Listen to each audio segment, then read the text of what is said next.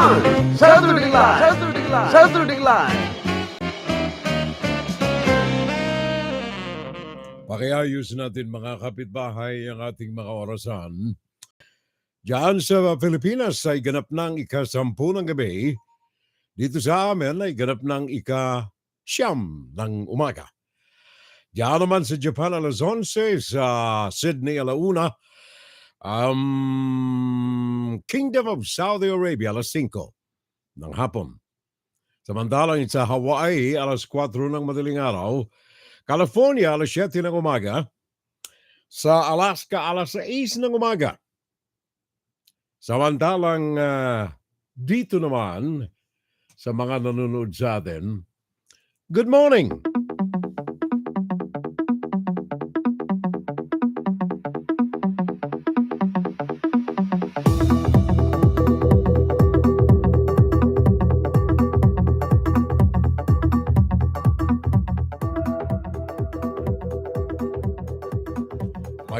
Magandang umaga na lamang sa mga kapitbahay natin. Tayo po mga nandirito sa Estados Unidos, simula sa Alaska, simula dyan sa Canada, patungo rito sa mainland USA, and then baba tayo sa Latin American countries. Good morning! Pati na yung mga naandyan sa California, magandang umaga po sa kanila. Yung mga nandyan sa Chicago, good morning. Mga nandyan sa North Carolina, good morning. Mga nandyan sa Manitoba sa Canada, good morning. Of course, from Apare down to Sulu, magandang gabi po, Pilipinas. Yung mga nandyan sa Middle East, dyan sa Jordan, good morning. Good afternoon pala. Sa mga naandyan sa YouTube, good morning Elizabeth Lloren. Kaninang alas 8:30 ng umaga, oras dito sa amin. Si Elizabeth ay nakabantay na Alas 8:30 ng umaga, Diyos maray na banggi, dyan sa Pilipinas. Elizabeth Lloren, dyan sa YouTube. And of course, Leonor Curata, sabi na, good evening both Urel. Good evening in Japan. Shiba, Japan. There you are.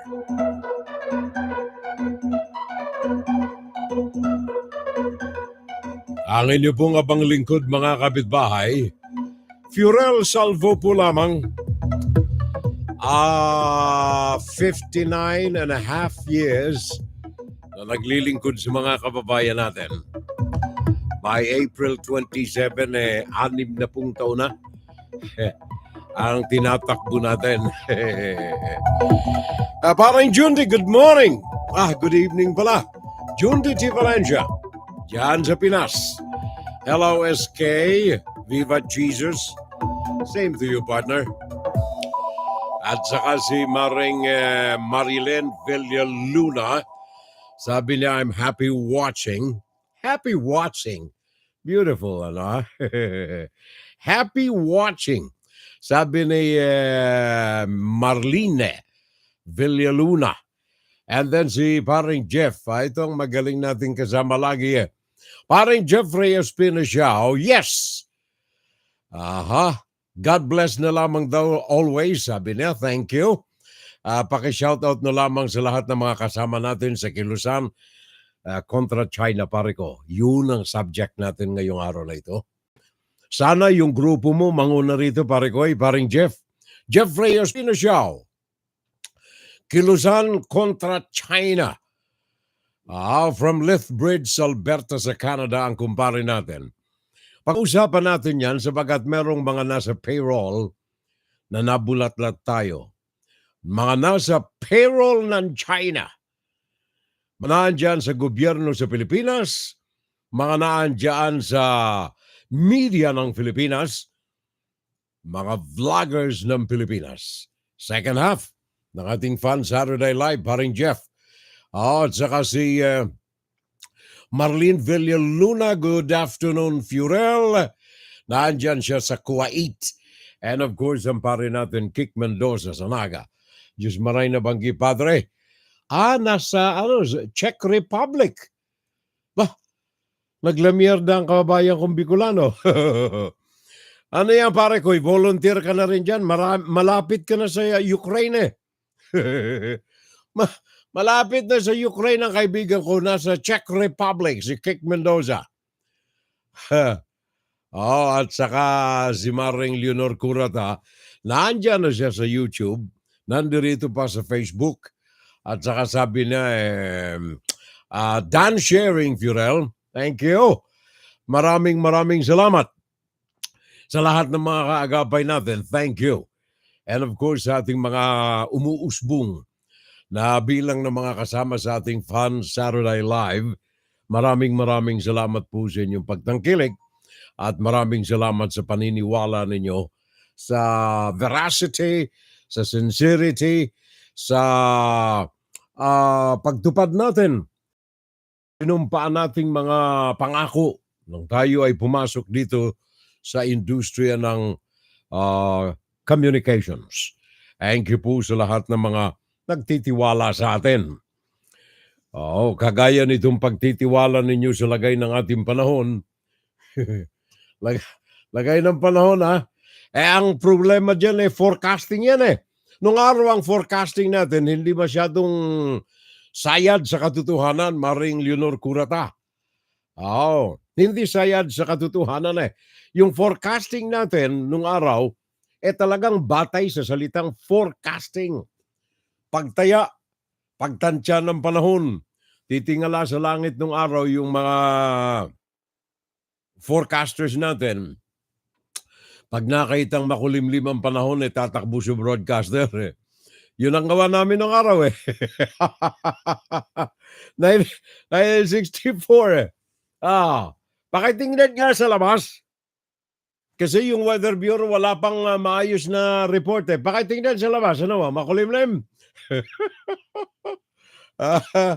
Parang Kik Mendoza, ganyan kami ng araw tingin naman sa itaas, oops, makulimlim pare ko At saka medyo madilim ang ulap. Maitim ang ulap. Uulan. Pero ngayon, lalo na dito sa amin sa Amerika, talagang magtataka ka kung magkakaminsan Paano nila nasasabi, mamayang 2:00 ng hapon ay babagsak ang ulan sa New York, Manhattan area? Talagang 2:00, bagsak ang ulan Ngayon, dyan sa Pilipinas, 1 or 2 tropical cyclones ang inaasahan ng ating mga weather forecasters ngayong buwan na ito ng Disyembre. Sa huling buwan ng 2023, hindi na mababalikan itong taon na ito.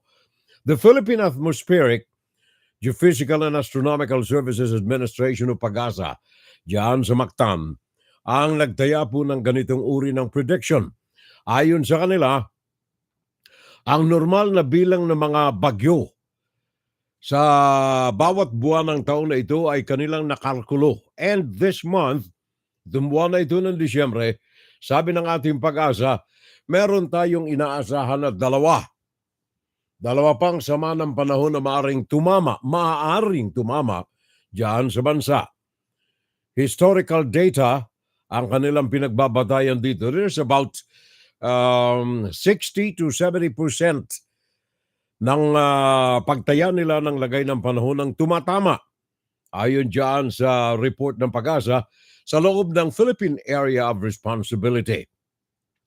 So, itong nakalipas na buwan ng Nobyembre, naitaya nila ang bilang ng mga bagyo at ayon sa kanila, medyo ayos naman Ngayong taon na ito, ngayong buwan na ito ng Disyembre, meron pa silang inaasahang 2 na mga uri ng malalakas na bagyo na maaaring tumama diyan sa Pilipinas. Dagdagan ni Jim Quijano ng Net25 ang report na ito. Mararanasan ng Pilipinas ang mas mainit na holiday season dahil sa El Nino. Ayon kay Pag-asa Weather Specialist ang forecast sa temperatura para sa buwan ng Disyembre ay naitala mula 12 degrees Celsius hanggang 36 degrees Celsius. Sa Metro Manila, ang forecast ay mula 17 degrees Celsius hanggang 36.5 degrees Celsius na may pinakamababang temperatura na bababa sa 17.1 degrees Celsius. Dagdag pa ng Pag-asa, maaaring mas tumindi pa ang init naman sa mga susunod na buwan o first half ng papasok na taon. Sa kabila nito, inihayag ng Pag-asa na magkakaroon pa rin ng cold surge na magpapalamig din sa hangin mula sa mga malalamig na lugar sa Northern Hemisphere dahil sa amihan. Samantala, inaasahan ng Pag-asa ang 1 hanggang 2 pang bagyo na papasok sa bansa bago matapos ang taon. Ang El Niño phenomenon ay kasalukuyang nakakaapekto sa bansa, partikular sa Batangas, Cavite at Oriental Mindoro ngayong Disyembre. Sa nagdaang mga taon, tuwing Disyembre naglalandfall ang mga bagyo sa Eastern Visayas at Caraga. Sa kabilang dako, nananatili namang lubog sa baha ang nasa 125 lugar sa Bicol at Eastern Visayas dahil sa malakas na pag-ulan kamakailan, dulot ng low pressure area at shear line o ang pagsasalubong ng mga mainit at malamig na hangin. Jim Tijano, para sa mata ng Agila. Matatag, matapang, matapat. Thank you, paring Jim. Diyan sa Net25 Television News. Thank you. Matatandaan ninyo noong 2021, nasa kasagsagan ni Xi Jinping sa pananalanta ng kanyang Wuhan coronavirus, na nalantaryaan sa Kabisayaan ang Odette.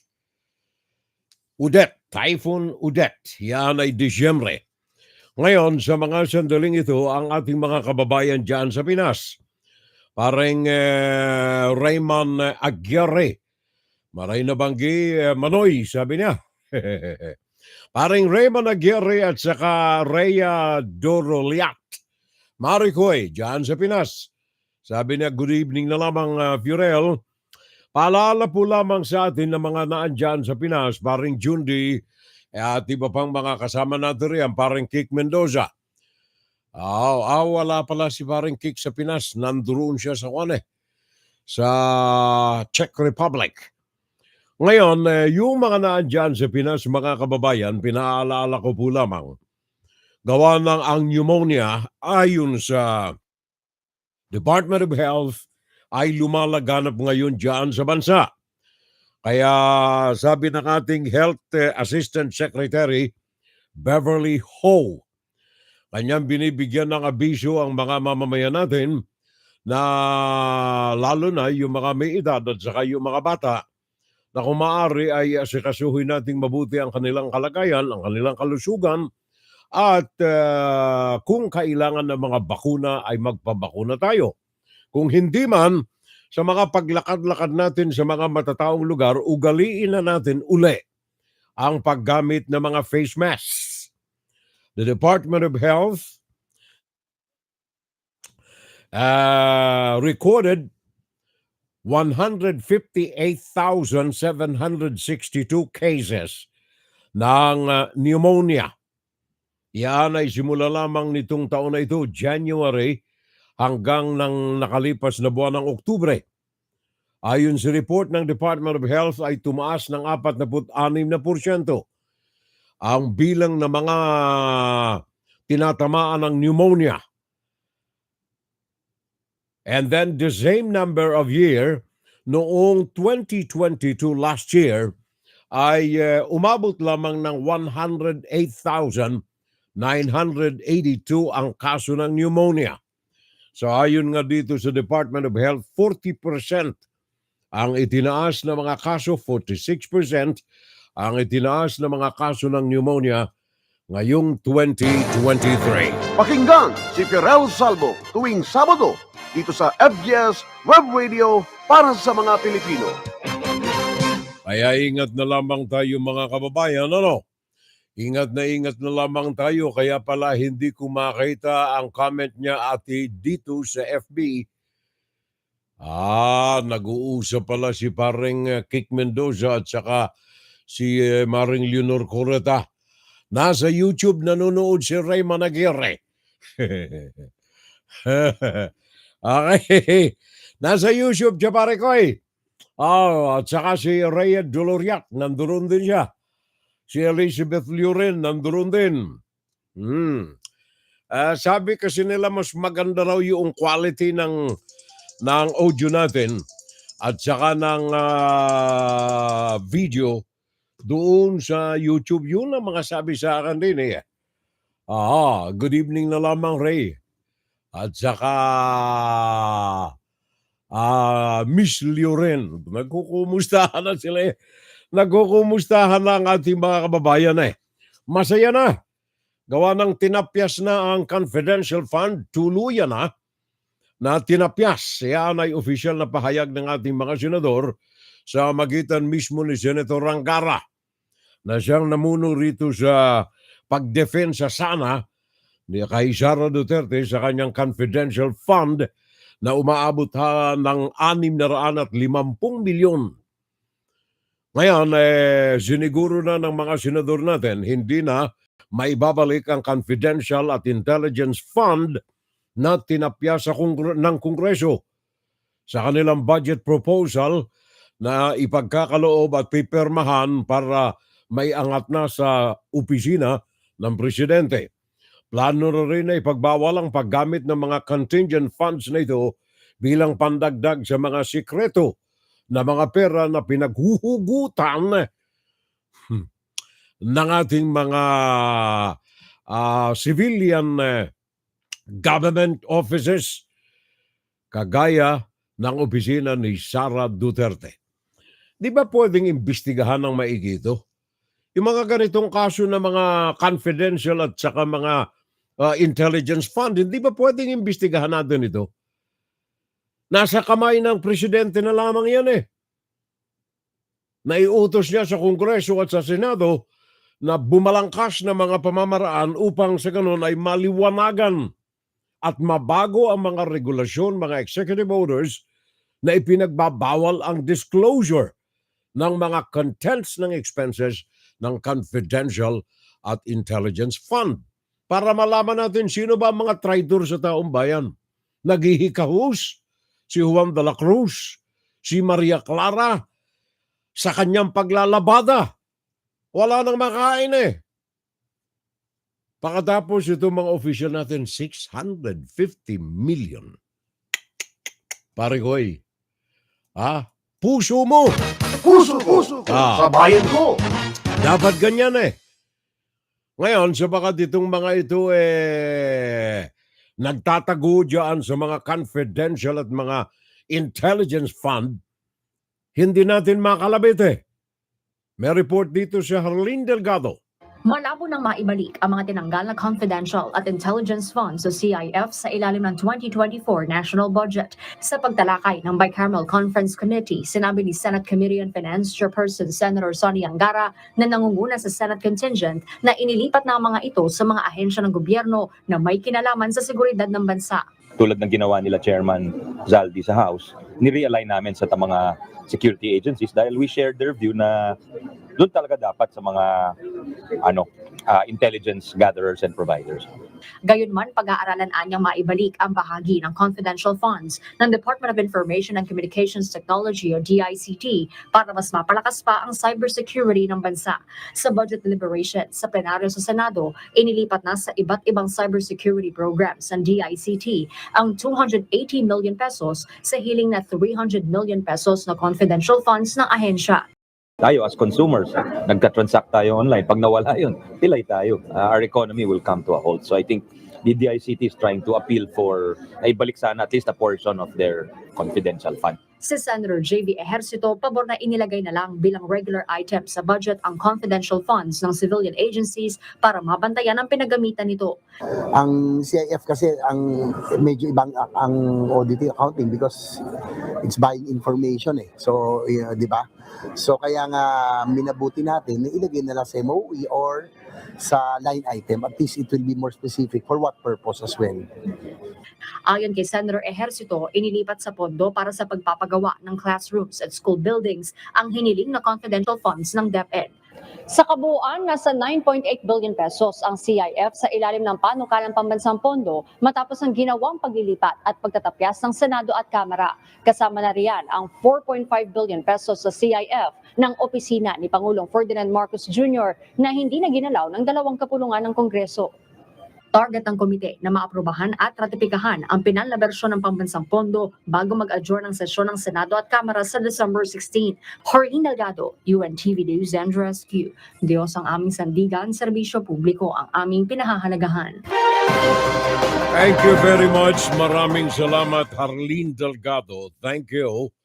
So, yan ang kalalagayan ngayon so far ng Intelligence and Confidential Fund. Kailangan pa ba natin ito, kayo mga naandyan?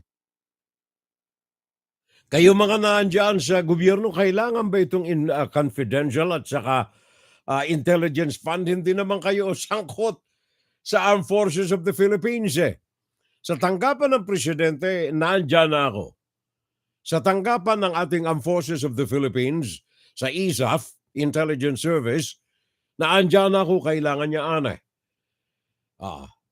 Sa Department of Justice, siguro kailangan natin yan dyan. Mga tanggapan ng NBI, kailangan natin yan dyan. Pero tanggapan ng Vice Presidente for Jose por Santo, titiktikan ba natin yung mga eskwela natin? At ire-red tag natin? Kung ang pag-uusapan natin ng red tag, mga kababayan, I don't know kung even yung salitang red tag ay maiaangkop dito sa mga naandyan sa gobyerno, mga naandyan sa media, mga vloggers, mga influencers na nasa payroll ng China. Pag-uusapan natin yan. Second half ng ating Fun Saturday Live, mga kababayan. Ika nga may bulgar na. Sino-sino ba itong mga tao na ito? Mga traidor, mga makabagong makapili sa ating bansa. Baka hindi ho ninyo alam yung makapili. Yan yung mga samahan ng mga Pilipino nung panahon ng Hapon na ipinagkanulo yung ating mga gerilya. Nagsaklob ng bayong sa ulo, may butas sa mata, ituturo ka, yan ho, guerrilla yan. Kasama ho yan ng Amerika. Parang yung isang senador natin dyan sa Pilipinas. Bakit may eroplanong Amerikano riyan habang binubomba ng tubig ng China ang barko ng Pilipinas, ang mangingisdang mga Pilipino? Bakit may eroplanong Amerikano riyan? Marami tayo niyan dyan. Marami tayo. Pag-uusapan natin mamaya. Second half. Sino ang mga opisyal na ito? Sino ang mga miyembro ng media?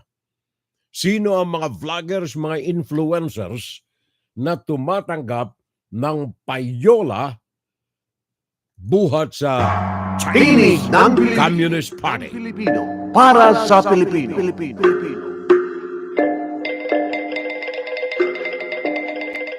Habang itong mga kababayan natin nagdurusa sa mahal na presyo ng mga bilihin. Mantakin mo ano yung sinabi nung isang araw? Tataasan ang presyo kahapon yata, Friday. Tataasan ang presyo ng bawang. Gawa ng imported pa kung saan, China. Pati bawang ba, hindi na tayo pwedeng magtanim ng dyan sa Pilipinas. Kaya yung mga kababayan nating mga Pilipino, kahit na yung mga may amoy na mga karne, na imported pare ko, pinagtsatsaga ang bilhin sapagat mura. May amoy ng karne. May amoy ng, anong tawag niyan, turkey. May amoy ng mga galing sa China. Buti na lamang itong mga miyembro natin dito sa, anong tawag nito, sa pulisya. At saka mga miyembro ng mga kinatawan ng ating immigration. At kinatawan, Bureau of Customs, hindi immigration. Bureau of Customs. At saka yung Intelligence Service ng Armed Forces of the Philippines, nasa kote. Mga frozen foods. Walang mga sanitary clearances, inilusot na naman sa Bureau. Nakaimbak sa isang warehouse, diyan sa Navotas. Diyan sa Navotas City, Metro Manila. Mantakay mo, sandamakmak ito pare ko Sabi nung mga kasama natin riyan sa media, pare pagbukas lamang ng warehouse binabasa ko ito Pagbukas lamang ng warehouse Friday night, kagabi, oras sa amin dito. Pagbukas lamang ng warehouse ay umalingasaw na ang sangsang ng amoy doon sa mga nabubulok na mga pagkain sa storage facility na ito na ayaw na naman banggitin kung sinong may-ari. Kayo ba'y may duda pa na hindi Chinese ang may-ari ng warehouse na ito riyan sa Navotas? Pakinggan natin ang report ni RG Cruz ng ABS-CBN. Kahon-kahon ng mga peking duck, manok, jellyfish at iba pang agricultural products ang tumambad sa mga tauhan ng Department of Agriculture nang sumalakay sa cold storage facility na ito sa Navotas City. Pinasok ng mga tauhan ng National Meat Inspection Service at DA Inspectorate and Enforcement Team ang pasilidad matapos ang isang buwang surveillance operations. Nasa 130,000 kilos ng iba't ibang karne ang natagpuan sa loob ng cold storage facility at ang iba nabubulok na. So pagpasok natin, tumambad sa atin unang-una yung amoy. So kung nakakaamoy lang yung mga camera natin, talagang baka pati mga cameraman natin masusuka dahil nakakasulasok yung amoy. Nakatanggap nila sila ng report na may nagbebenta ng peking duck mula sa China na mahigpit na ipinagbabawal sa bansa dahil sa bird flu ban. Yung isang tropa natin nakapag-order ng peking duck online. So dito natin na-trace, ayon sa NMIS, ang mga ito ay nakaban pa rin. So talagang mapapatunayan na smuggled siya. Wala ang may-ari ng pasilidad doon at mga tauhan lamang ang humarap. Wala silang naipakitang kaukulang papeles. Inihahanda din ang legal na aksyon laban sa mga may-ari nito na posibleng maharap sa paglabag sa Anti-Agricultural Smuggling Act at Food Safety Act. Ito po yung dapat hindi na nakakarating sa hapagkainan ng bawat Pilipino. Karapatan po natin ang malinis na karne na kakainin.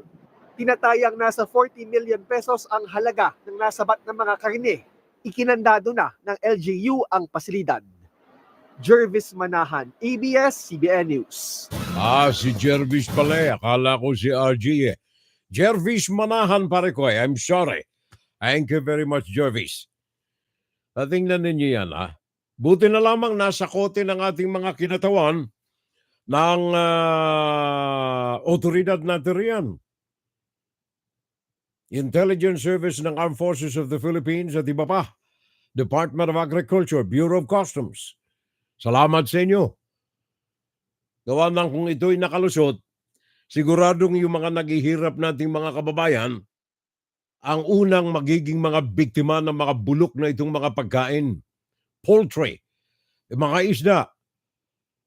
Siguradong yung mga mahihirap natin ang mga mabibiktima nito sabagat ang akala nila, yun lang ang kaya nila, nagdurusa, naghihirap. Gawa ng yung pera ng taong bayan napunta sa intelligence at saka confidential fund. Kaya yung mga kababayan natin, kahit na yung mga trabaho, sinasagpang na lamang nila, kahit na mawalay sila sa bahay ng kanilang mga mahal sa buhay. Maring Elizabeth Lioren, nandirito rin siya sa YouTube ngayon, saka si Jacqueline Formalejo Regidor. Thanks, Jackie. Maraming salamat. Nabanggit ko itong mga pagkakahiwa-hiwalay ng mga pamilya. Etong Department of Labor natin, mga kababayan, especially yung Consulate General dyan sa Milan, nagbibigay ng babala sa mga kababayan natin. Gawa ng merong baluktot na kaisipan, ang ilang mga kababayan din natin na nagsasagawa ng illegal na aktibidad ng recruitment. Nangangako ng trabaho na merong ipagkakaloob dyan sa Milan, natuklasan ito ng ating konsulada. Sa advisory na pinalabas ng konsulada natin dyan sa Milan, At ito ay dahilan sa napipinto na pagpirma ng kasunduan ng Italia at saka ng Pilipinas ng mga magagandang legal na trabaho diyan sa Milan. Nagbibigay ng babala ang ating konsulada kayo'y makipag-ugnayan na lamang sa mga transaksyon ng trabahong oportunidad sa Milan sa opisina ng ating Department of Labor.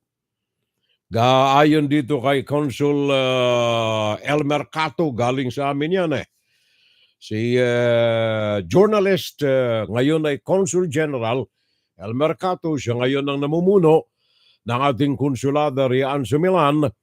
Nagbibigay lamang siya ng babala na sa mga trabahong bubuksan, mantakin mo 453,000 ang kailangan ng Milan o ng Italia sa susunod na 3 taon. 452,000. Ngayon, baka may mga baluktot na kaisipan ang ilang mga kababayan natin at magpakilalang mga legal silang mga recruiters para sa job sa Milan, wag ho nating kagagatin. Nandiyan ang tanggapan ng ating Department of Labor na aalalay po sa inyo. Kaya doon na lamang kayo makipagtalastasan, makipag-ugnayan sa tanggapan ng ating Department of Labor. Leoren, thank you. Shout out. Shout out na lamang daw dito sa mga naandyan sa Facebook. Sabi ni Elizabeth Leoren. At doon sa mga silent audience natin, yan sa Facebook at saka sa YouTube, thank you very much po sa inyo lahat. And speaking of surveillance, yung pagbabantay natin sa mga illegal na mga gawain, nais lamang nating ipaabot mga kababayan ang ating pagsaludo sa ating mga naandyan sa armed forces, especially sa Philippine Coast Guard, at dyan ay sa pagbibigay ng pagpapahalaga sa ating may 200 mga mamamayan na nakatira dyan sa Pag-asa Island, dyan sa West Philippine Sea. Ito'y dahilan sa pagpapasinaya ng isang gusaling bagong-bago dyan sa loob ng Pag-asa Island, at kaakaibat na nito ang halos ay pagtatapos na ng pagkakagawa ng runway para makatanggap ng mga incoming and outgoing na mga eroplano sa paghahatid ng anumang pangangailangan ng mga kababayan natin diyan sa Pag-asa Island sa West Philippine Sea. Ang Philippine Coast Guard ay may malaking pag-asa na kanilang magagampanan na ang mga surveillance operations, especially pagbabantay doon sa mga nakapaligid na mga barko ng mga kunyari mga mangingisda na mga Chino diyan sa karagatan ng West Philippine Sea. Meron tayong report galing kay Camille Samonte ng Television Channel 5. Pakinggan natin. Ito'y may kaugnayan dito sa opening, pagpapasinaya ng bagong gusali na ito ng Coast Guard at ng pamahalaan ng Pilipinas diyan sa Pag-asa Island. Mismong si National Security Advisor Eduardo Anyo ang nakakita sa 19 na Chinese Maritime Militia vessel, isang China Coast Guard vessel at isang Chinese Navy warship na umaaligid sa ating karagatan. Natanaw ni Anyo ang mga barko ng China mula sa Pag-asa Island. Naroon ang Security Advisor para pangunahan ang inaugurasyon ng bagong himpilan ng Philippine Coast Guard. Sa gitna ng patuloy na tensyon sa West Philippine Sea, giit ni Anyo, may mga tactical taktika ngayon ang China para magkawatak-watak ang mga Pilipino. Sa kabila niyan, mas palalakasin daw ng Pilipinas ang ating puwersa sa pamamagitan ng bagong tayong gusali ng PCG sa Kalayaang Group of Islands. Dumalo rin kanina sa inaugurasyon sina AFP Western Command Vice Admiral Abet Carlos at ilang kinatawan ng Department of Transportation, Department of Energy at National Task Force for the West Philippine Sea. Mayroon ding itinatayong seaport pit sa isla. Ini-expect natin na magkakaroon ito ng impluensya at sa mga unruly, bully behavior ng particularly ng China sa ating mga sailors at Coast Guard na nagpapatrol dito sa West Philippine Sea. Sa pamamagitan ng bagong Coast Guard Station, mas mapapaigting ang maritime operations ng PCG. Partikular ang Maritime Domain Awareness o ang pag-monitor sa karagatang sakop ng ating Exclusive Economic Zone o EEZ. Giit pa ni Anyo, kahit anong pambubuli ang gawin ng China, hindi magpapatinag ang Pilipinas. We are always prepared. We are not deterred and intimidated. Our security sector, particularly the armed forces and the Coast Guard, are here to protect our interest, our sovereignty and sovereign rights. Nagbabalita mula sa Frontline, Camille Samonte, News 5.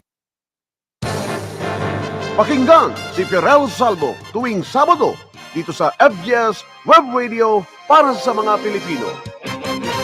Thank you very much. Maraming salamat sa ating mga kaagapay sa media. Thank you, Camille Samonte ng News Television 5. Maalala ko lamang kaugnay nito. Ako'y nagpapasalamat sa mga nagaganap ngayon sa bansa.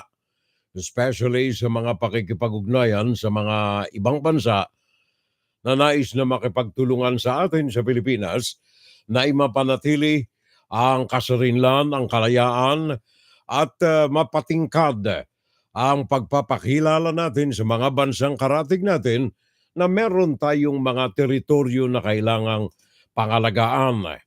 Ang Pilipinas, ang Amerika, ang Japan at Australia ay nagwakas ng kanilang, anong tawag nito, first joint conference na ginawa sa Tokyo, Japan. Nagtapos ito kahapon simula noong Nobyembre 28. At kahapon ay nagpalabas ng statement ang ating Armed Forces of the Philippines. Nagpapasalamat sa apat na mga bansa na ito sa kanilang pakikipag-ugnayan, pakikipagtalastasan sa Pilipinas at sa kooperasyon sa bansa. Especially ang lumalago na relasyon ng mga bansa na ito at ang kanilang patuloy na pangako ng suporta na tulungan ng Pilipinas sa pagpapanatili ng katahimikan sa West Philippine Sea. Ayon dito sa report na tinanggap natin, according to the Armed Forces, ang meeting na ito ay resulta ng Defense Ministerial Meeting na isinagawa sa Singapore noong June of 2023. Ito ay Defense Ministerial Meeting sa pagitan ng Pilipinas, ng Australia at saka ng Amerika. Now, kaugnay nito mga kababayan, ang bansang Pilipinas pa rin at saka ang bansa naman ng France. The Philippines and France began talks to establish a visiting forces agreement sa pagitan ng mga bansa na ito ayon ito kay Gilberto Teodoro na Defense Secretary ng Pilipinas. Saludo tayo riyan. So meron tayong mga pakikipag-ugnayan para mapangalagaan ang ating kasarinlan, especially ang pangangamkam ng China sa mga karagatan dyan sa West Philippine Sea at ang patuloy na pagbayad ng China ng payola. Pakinggan ninyo sa mga nandyan sa gobyerno, may ilan riyan.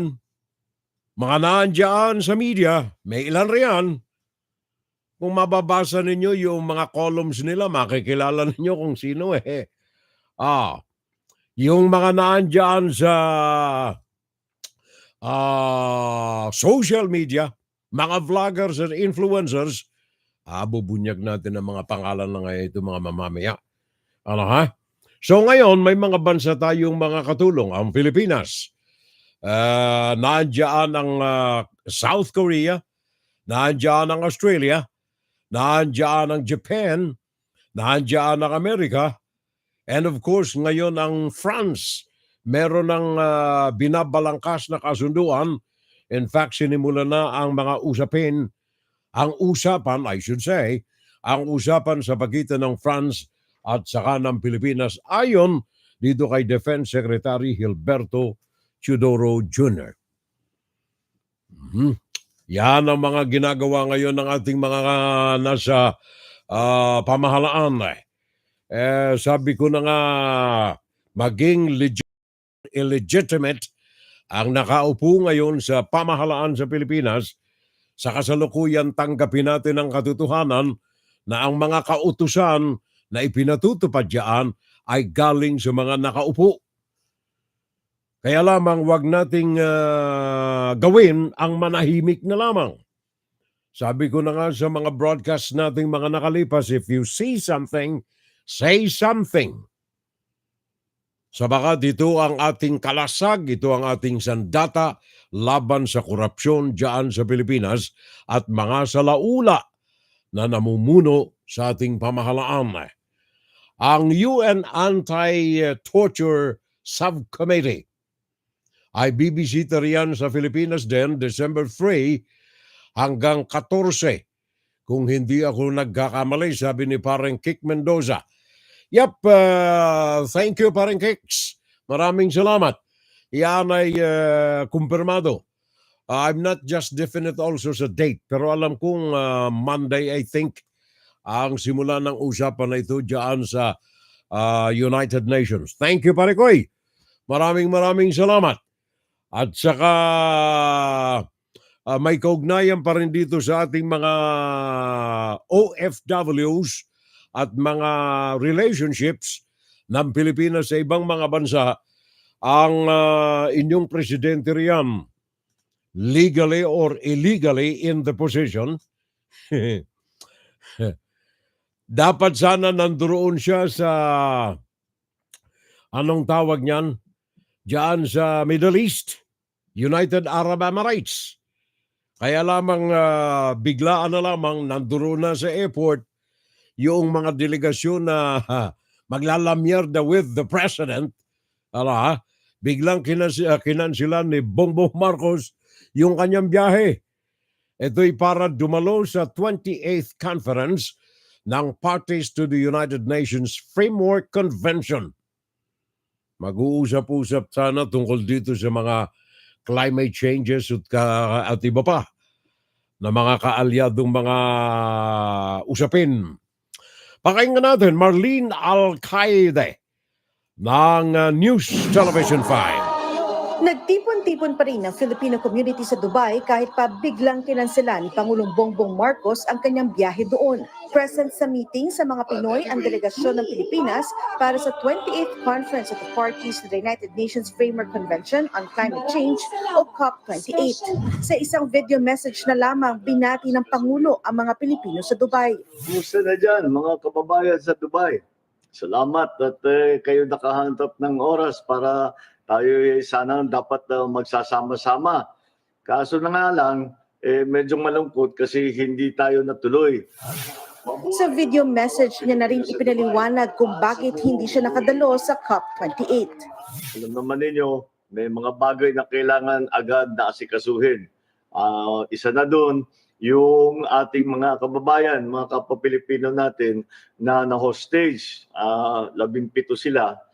Sa ngayon, nananatili pa ring bihag ng Yemeni rebel group na Houthi ang 25 crew ng cargo ship kung saan 17 ay Pilipino. Sabi ng Pangulo, ginagawa ng gobyerno ang lahat para mapalaya ng ligtas ang mga tripulanting Pinoy. Binubuo natin ang isang delegasyon para pumunta sa kanila at makipag-usap doon sa mga may hawak sa kanila para makauwi na sila. Habang abala sa negosasyon ang gobyerno sa paglaya ng mga bihag na Pinoy, inaasikaso naman ng Department of Migrant Workers ang kanilang mga pamilya. We are also providing them the necessary assistance in terms of other agency services such as the DOH, kung meron man silang pangangailangan in terms of yung mga pamilya, no, sa kalusugan nila, kapakanan nila. Siniguro naman ng DMW na ligtas ang 17 Pilipinong seafarers, pero hindi pa rin daw sila direktang nakakausap ng gobyerno. Nagbabalita mula sa Frontline, Marlene Alcaide, News 5. Thank you very much. Maraming salamat, Ms. Alcaide. Thank you. At sa Television Channel 5, thank you very much. Oras natin mga kababayan, alas 9:44 ng umaga Eastern Standard Time, USA, at alas 10:44 naman ng gabi, oras dyan sa Pilipinas. And nabanggit ni BBM, etong mga nasa kote, mga nadamay na mga kababayan nating mga Pilipino doon sa Gaza, sa sumiklab na digmaan between Hamas at saka ang bansa ng Israel. Well, ayon sa report na tinanggap natin galing sa Philippine Embassy sa Israel, meron tayong latest report na yan, especially dito sa ikalawang Pilipino, Nora Babadilia, na nailigtas at nasa kamay na ng ating mga kababayang mga Pilipino sa magitan ng Konsulada ng Pilipinas. Ayon sa pahayag nito ay nasa maayos na kalagayan, in good health, and has been reunited with her brother sa ospital diyan sa Tel Aviv, ang naturang Pilipina, 2 days after na siya ay pakawalan in captivity ng Hamas militant group. Babadilia, kilala sa tawag na Ate Nora. Pakinggan natin uli ang ating Television Channel 5. Ito naman ay galing na kay Faith Del Mundo. Hindi na itago ng pamangkin na si Karina ang labis na tuwa nang muling makita at mayakap sa ospital ang tiyahin na si Noraline Babadilla. Siya ang pangalawang Pilipino na hinostage at pinakawala ng grupong Hamas noong Martes. October 7 ang dukuti ng 60 anyos na si Noraline ng militanteng grupo kasabay ng biglang pag-atake nito sa Israel. Mula noon, hindi na siya nakontak dahil 53 araw siyang binihag ng Hamas. Nung nangyari noong October 7 ng umaga na natutunog yung bahay, tapos tumalon siya sa bintana. Tapos yung pagbagsak, yung pagbaba, pag-atalon niya, napapaligiran siya ng mga, alam niyo na, ang dami daw nakapaligid sa kanya. Wala siyang ginawa, kundi hinawakan niya yung pendant ng kanyang necklace at yun na lang daw pinakita niya, I am a Filipina, I am a Filipina. Ayon kay Karina, malaki ang pinayat at trumang naranasan ng tiyahin. Nagsumiti pa sila noon ng DNA sample sa Israeli authorities para subukan siyang hanapin sa mga na-recover na bangkay. Kaya ganun na lang ang pasasalamat ng pamilya Babadilla sa umano'y milagro na pagkakaligtas ni Noraline sa kamay ng Hamas. Parang nabunutan ng napakalitintingit yun. At dahil pa ang tumawa sa loto. Katuwa at sa sobrang saya. Sa ngayon, nagpapalakas pa rin sa ospital sa Tel Aviv si Noraline. Pero tiniyak ng Department of Migrant Workers na kasado na ang kanyang pag-uwi pati ang unang pinalayang OFW na si Galinor Pacheco. Sa kabuuan, aabot na sa higit 300 Pinoy ang lumikas at nakauwi na sa bansa galing sa Israel. Nagbabalita mula sa Frontline, Faith Del Mundo, News 5. Thank you very much, Faith. Maraming salamat. Thank you.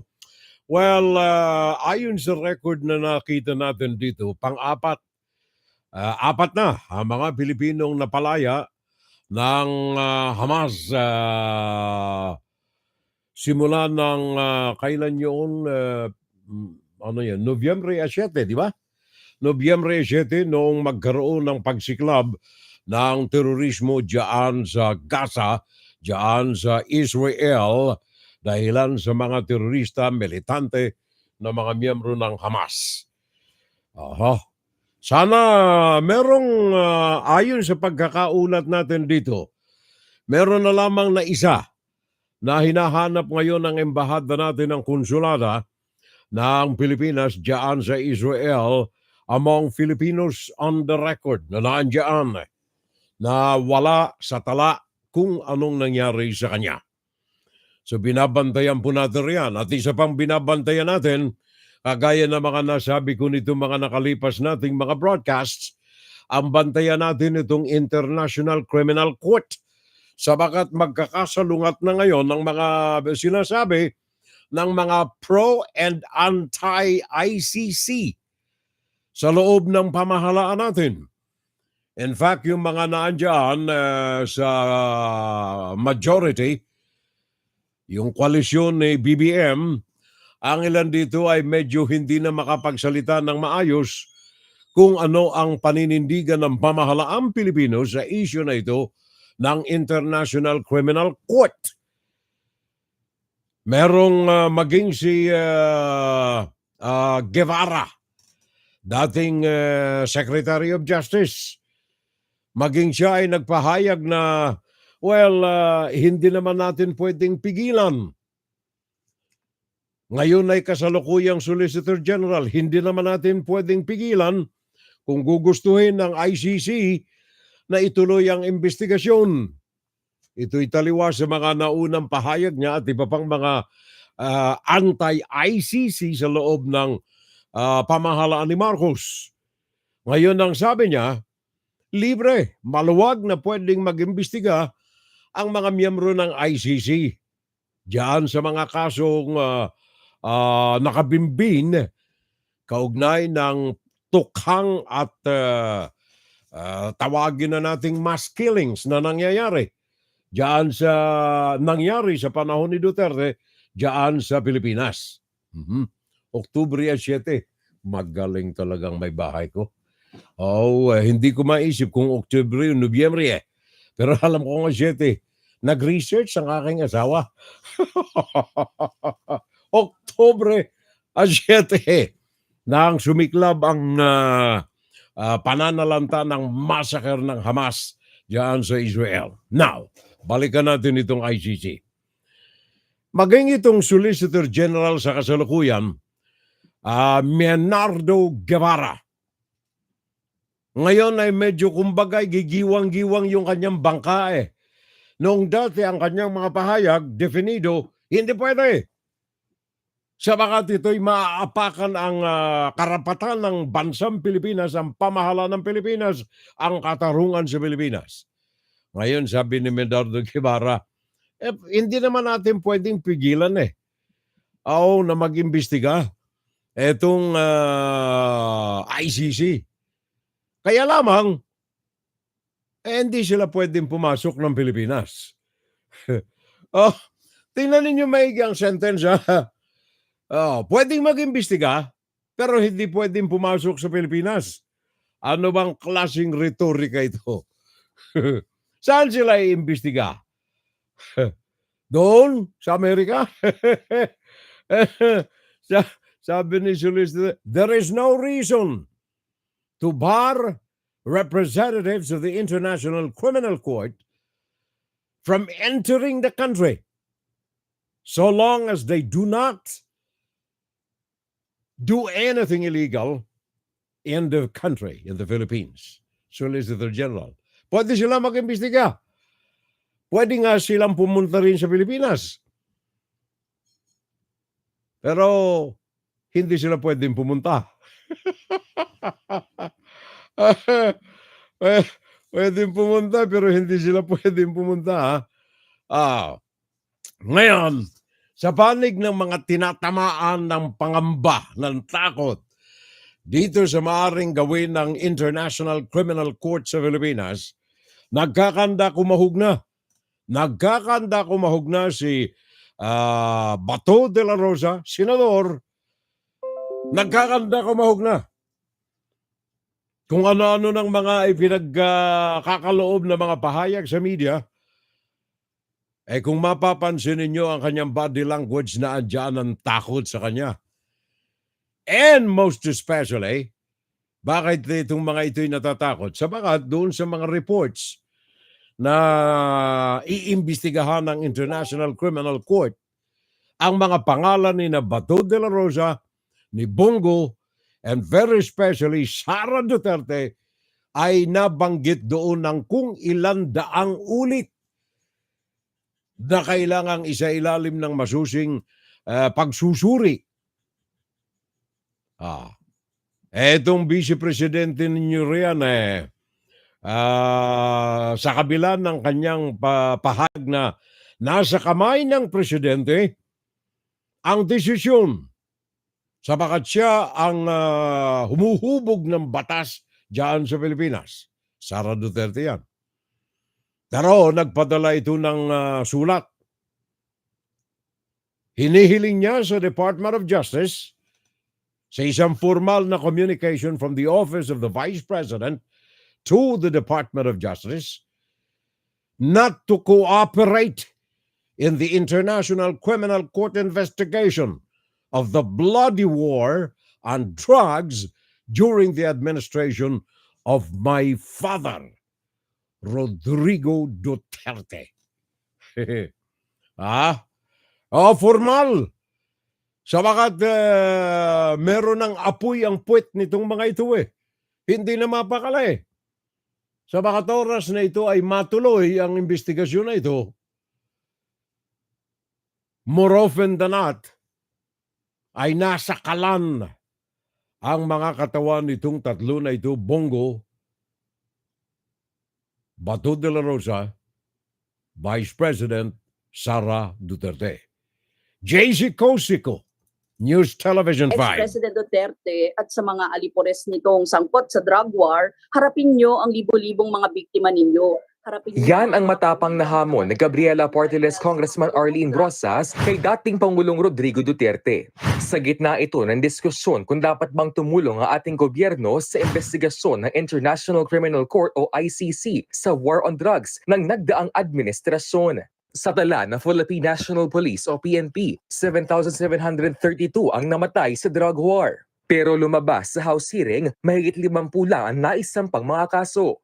Dismayado rin daw si ACT Teachers Party List Congressman Franz Castro sa matagal ng tindig ng Department of Justice, Solicitor General at iba pang ahensya na huwag pansinin ng ICC. Dapat anila ay motu proprio investigation o kusang pag-iimbestiga sa naturang krimen. Inuuna pa nila na parang gusto nilang pagtakpan ang krimen ng dating administrasyon, particularly ang arkitekto ng war on drugs na si dating Presidente Duterte, si Senator Bato, at iba pang mga mga kasangkot dito. Miyerkules nang i-adapt ng dalawang komite sa Kamara ang mga resolusyon na nag-uudyok sa lahat ng ahensya at sa ngayon ng gobyerno na tumulong sa investigasyon ng ICC. Pero ang pagsusulong na yan na makipag-ugnayang muli ang Pilipinas sa Hague Court, inapila na ng anak ni dating Pangulong Duterte na si VP Sara. Natanggap na raw ng DOJ ang liham ni VP Sara. Nauna nang sinabi ni VP Sara na nirerespeto niya ang mga desisyon ni PBBM sa foreign policy. Pero patuloy niyang iaapila tungkol sa ICC probe. Sa ngayon, hindi pa rin daw muling napag-uusapan ni na Pangulong Bongbong Marcos at DOJ Secretary Boyeng Remulla ang isinusulong na pagtulong ng bansa sa ICC. Nagbabalita mula sa Frontline, JC Cosico, News 5. Thank you very much. Thank you very much, Parin JC. Maraming salamat. FGS Report! Yan ang ating isa sa mga mahalagang balita sa araw na ito, mga kapitbahay. Well, sa mga nabanggit natin sa mga opportunities ng trabaho kagaya ng babala ng ating Department of Foreign Affairs sa Milan, Italy, diyan sa Pilipinas, we have a good news, kapitbahay. Pakinggan si Payroll Salvo tuwing Sabado dito sa FGS Web Radio para sa mga Pilipino. Ang ating Department of Labor ay nagdiriwang ng kanilang ika-70 anibersaryo ng pagkakatatag ng Department of Labor. Naalala ko tuloy si Secretary Blazople. Hangang-hanga ko rito nung araw nung ako'y broadcaster pa sa Naga, pag ako'y pumupunta ng Maynila, Hindi pwedeng hindi natin pasyalan sa Intramuros yung opisina ng Department of Labor. Gawa ng napakabait nitong si Blas Ople nung araw na ikangay talagang tao sa puso, tao sa kaluluwa na naglingkod sa ating mga kababayan. Now, ang Department of Labor ay nagdiriwang ngayon ng 90th anniversary. In fact, kahapon ay naglunsad sila ng anong tawag nito? Ng job match. Oh, job fair. At saka assistance fair. Yan ay sa Department of Labor and Employment. Kahapon Friday, araw dyan sa Pilipinas, financial aid sa may 80,000 mga beneficiaryo ng Department of Labor plus ito'y may kaugnayan dyan sa tulong panghanap buhay sa ating disadvantaged workers o kaya tupad. Yan ang pinaiksing kataga, tupad.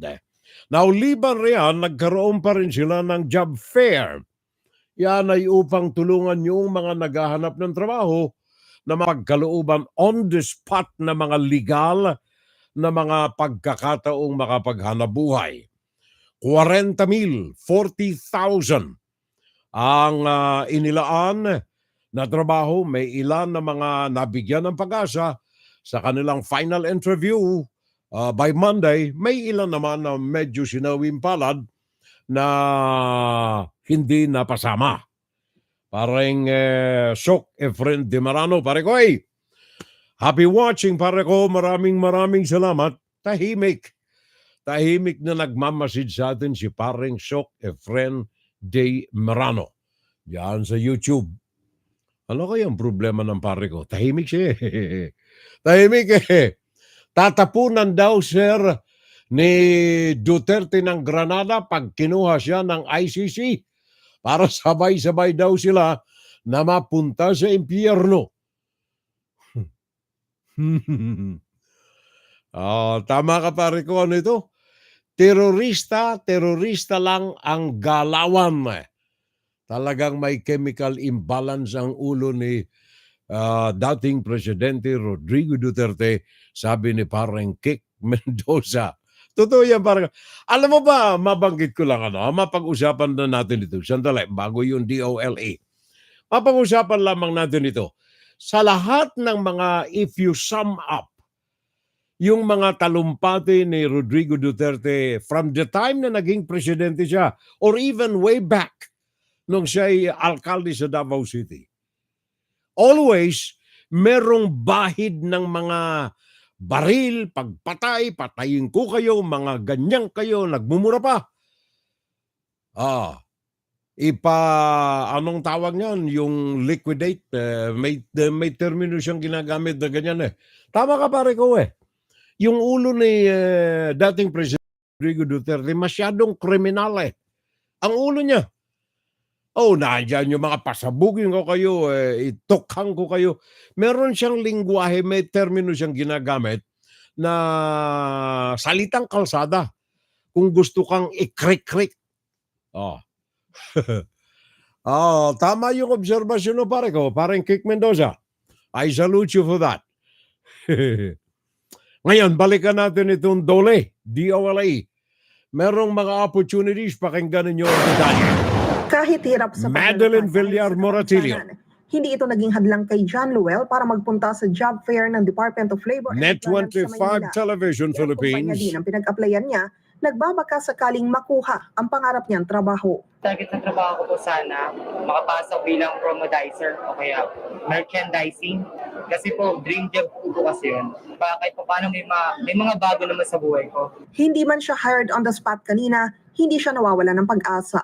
Si Christopher naman, 1 linggo pa lang nagkakabalik sa bansa mula Saudi Arabia. Tapos na kasi ang kontrata niya, kaya naghahanap agad siya ng mapapasukan. Sayang din kasi yung oras ng magtinga sa mahal na gastusin na sa Pilipinas. Kailangan mo talaga na may income ka talaga. Si Jomel, masaya dahil sa ikatlong kumpanya na kanyang inaplayan, hired on the spot agad siya. for interview, sa final interview, nakaset po sa Monday. So dito po parang, kasi medyo align po sa experience ko. Halos 40,000 trabaho local at overseas ang inialok sa job fair ng Department of Labor and Employment na ginawa sa iba't ibang panig ng bansa. Bahagi ito ng selebrasyon ng kanilang 90th founding anniversary. Kumpiyansa si Labor Secretary Bienvenido Laguesma na magiging malaking tulong ang aktibidad para solusyonan ang problema sa unemployment. Nakakatulong siya, no? Subalit hindi lang ito ang intervention na dapat gawin, no? Ang job fair isa lamang kaparaanan. Madeline Villar Moratilio para sa Mata ng Agila. Matatag, matapang, matapat. Maraming salamat, Madeline, Television Channel 5. Thank you. Salamat. At dyan natin wakasan ang unang oras ng ating fun Saturday Live. Pakinggan si Payroll Salvo tuwing Sabado dito sa FGS Web Radio para sa mga Pilipino. Oras natin mga kapitbahay, 5 minuto makalipas ang alas 11 ng gabi. Philippine Standard Time, alas 10:05 naman ng umaga. Eastern Standard Time, USA. Juan, Saturday Live! Saturday Live! Saturday Live! At ating buksan naman ang ikalawang bahagi ng ating Fun Saturday Live. Insight, guro-guro, opinion, and Saturday Live. Pag-usapan natin ang paksa ngayong araw na ito. Mga ilang opisyal ng ating pamahalaan sa kasalukuyan and the past. Mga miyembro ng media, mainstream media, ilan sa kanila, print and broadcast. Mga vloggers na mapapanood ninyo ang kanilang mga posts sa YouTube at saka sa Facebook. Mga influencers, kung tawagin. Sad to say, ang mga ito ay nasa payroll ng Chinese Communist Party. Sila ang mga makabagong makapili sa bansa. Ano itong mga makapili, mga kababayan? Ito po ay mga samahan ng araw, well-oiled organization ng araw. Nung araw, Makapili. Makabayan, anong tawag yan? Makabayang samahan ng mga Pilipino. Makapili. Hindi ko na maalala tuloy yung kabuuan nito. Anyway, yun ay buo mga makabayang mga Pilipino nung panahon ng pananakop ng Hapon na nagtraidor sa kanilang sariling bayang tinubuan, tagapagturo ng mga gerilyang Pilipino na nais na mapanatili ang kalayaan ng Pilipinas laban sa kamay ng mga Hapon. Makapili. Ngayon, may mga makabago tayong makapili. Hindi nga lamang Hapon ang kanilang sinasandalang, kundi ang Chinese Communist Party, ang Politburo, ang mainland China. Makabagong mga makapili. Nandiyan sila sa pamahalaan, past and present.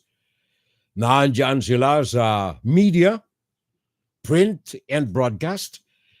Nandiyan sila sa social media, mga vloggers at mga influencers. In fact, pakinggan natin muna itong usapan, supposed to be confidential na huntahan ng mga senador, ng mga public officials na nakuha natin ang kanilang voice clip. Pakinggan nating maigi. Pero itong mga supporters ni Duterte, alam naman natin kung gaano kabagsik din yung mga yan. Hindi naman sa nagte-threaten sila politically, pero they can organize them to protest this. Ako nga yung ilang sektor doon. Ako, taga-suporta ako ni Pangulong Duterte noong panahon na ako nagdepensa ng halos lahat ng mga infrastructure project dahil ako yung naniniwala. Kaso, may ilang sangay ng DDS. Nakakalungkot. Sila po ay pinopondohan ng China to create destabilization. At nagkataon, Ganon. Pagkatapos nilang 2 linggo sila sa China, magda 2 linggo ka ba sa China? No? Siguro na ano na yan, na indoctrinate at nagkaroon ng pare-pareho mensahe. Nagkataon naman, nagsalita ako tungkol sa West Philippine Sea. Nung, Oo. ako yung una nilang pinunterya at saka si Commodore Jun Tariela ng Coast Guard. Oo. Tapos si Secretary Gibo Teodoro. Ang sa akin lang kasi hindi ko rin akalain sa ganitong sitwasyon, tumatawid tayo ng political color na binubuli tayo ng China. Dapat Pilipino magkaisa tayo, tayo. Pilipino tayo. Mm. Ang kinalulong kasi hindi ko sukat akalain, yung mga Pilipino na ibebenta ang ating bayan. No? Mahirap yun. Nakakalungkot. Ibig sabihin mo, Sen JB, meron dyan na nasa payroll na, kumbaga, ng China? Yan ang Yun ay nasa Intel pinapakilos report. nila? Yan po, nakausap ko. Intel report yun. Po yan. Very credible. Ito ba, Kausap ito ko ba yung yung mga mga may top defense pupunta ng officials. China ba? Ito ba yung mga pupunta ng China? Na bumisita pa? Pumunta pa ng... Matagal dun. Tagal dun? Matagal, 2 linggo. Ito si Eusebio nandun eh. Eusebio. Ito ba yun? Ayaya Yung na, mga ayaya. all expenses paid na pinapunta doon sa hanggang China? hanggang ngayon. Ito ba yung mga sinasabi mo? Sila Mark Lopez, Naku, kawawa naman. Grabe. Wag naman. Wag naman. Pumunta ng China 2 linggo, May 23 hanggang June 5. Well, ayon sa mga nakuha nating mga impormasyon dito sa grupo na ito, 30 sila, mga kababayan. 30. Yan ay sa ilalim ng pamamahala ng operasyon libreng expenses kaloob ng National Radio and Television Administration ng Chinese People's Republic of China, Chinese Communist Party of People's Republic of China.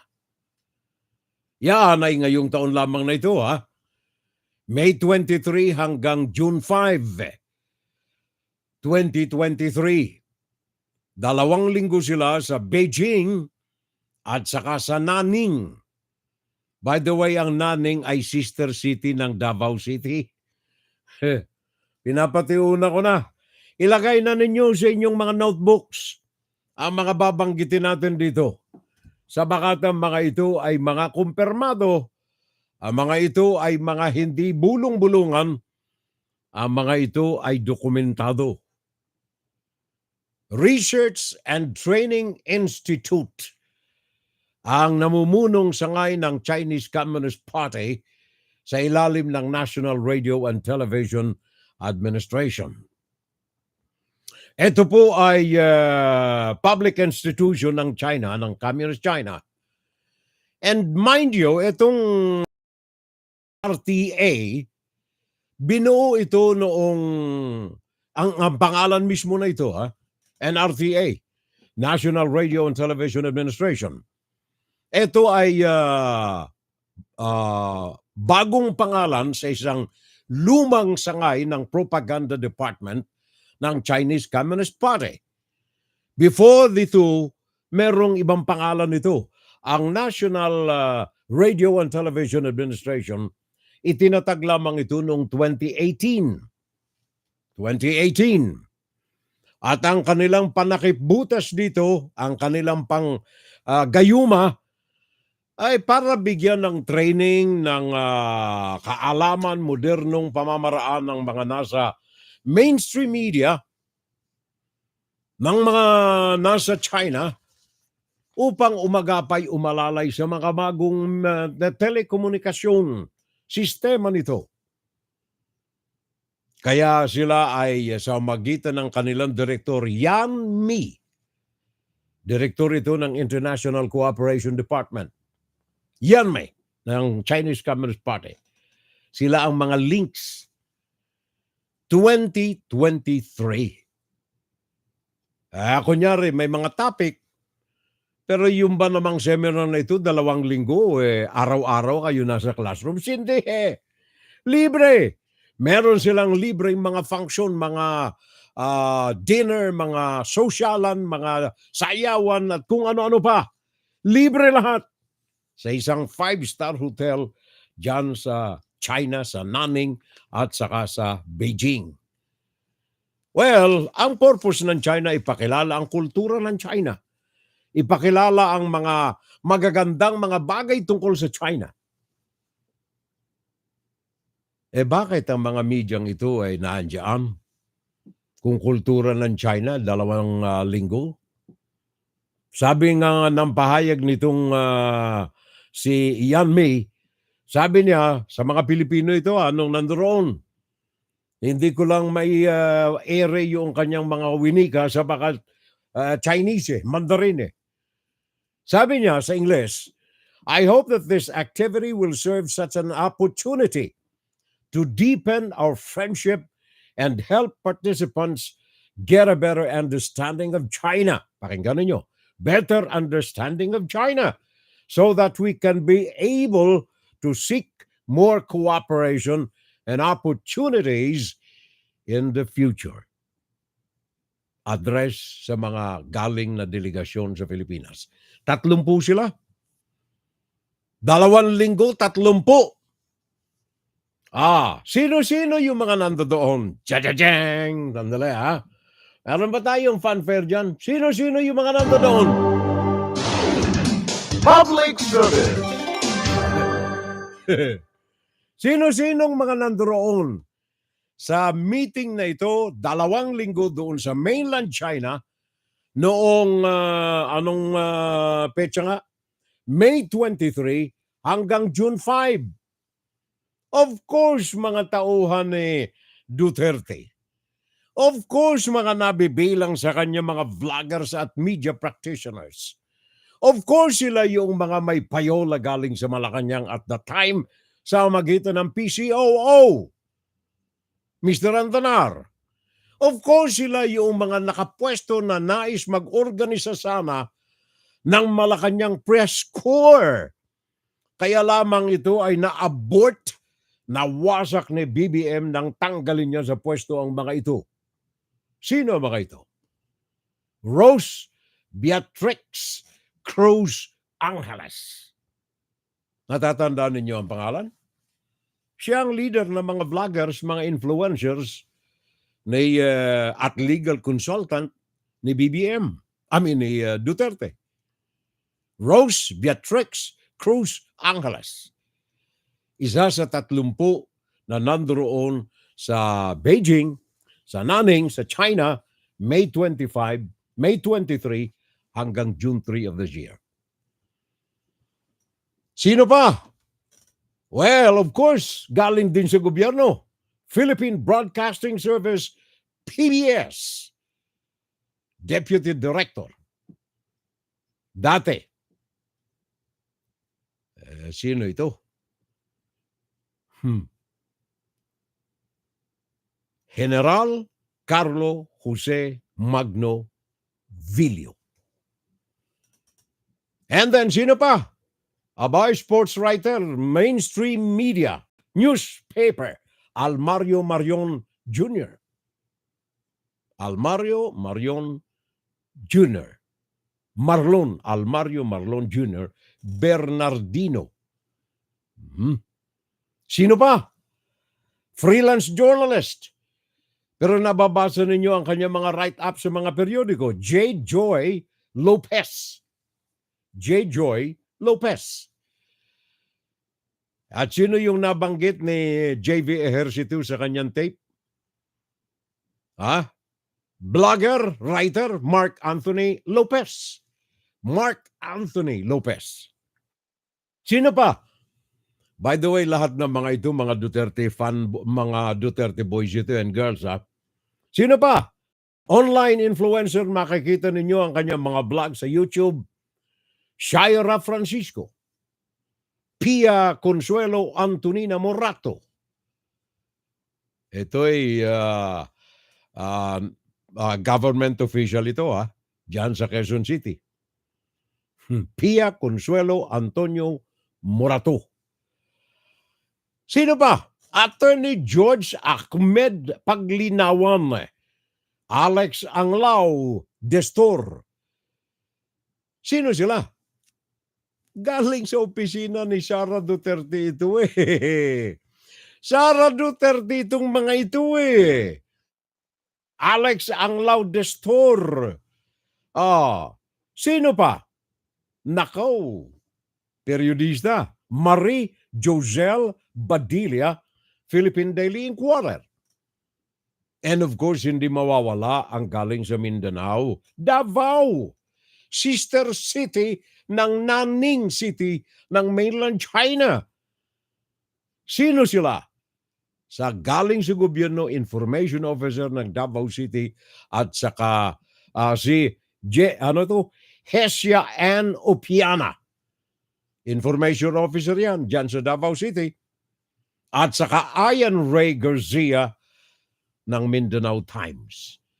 Ilan lamang ito sa 30 mga pangalan. Ito po yung mga binanggit ko lamang ito sa baka dito ang mga hantaran na mga identified na mga Duterte mouthpieces ang mga ito. Sila ang mga nanguna sa mga delegasyon ng mga pinadala doon sa China. Doon sa China. Libre lahat. Nagtampisaw sa Nanning at sa iba pang mga lugar. Nag-attend ng mga camp socials. Ang daming mga binanggit dito Pumunta sa mga media offices diyan sa Beijing at maraming iba pa. In fact, meron akong mga pangalan dito ng galing sa Davao 2 babae, 3 lalaki ang mga ito. Mga galing sa Davao, kasalukuyang mga nasa gobyerno diyan sa Davao. Ang mga ito ay siyang kinatawan among the 30 delegations from the Philippines fully paid by the Chinese Communist Party.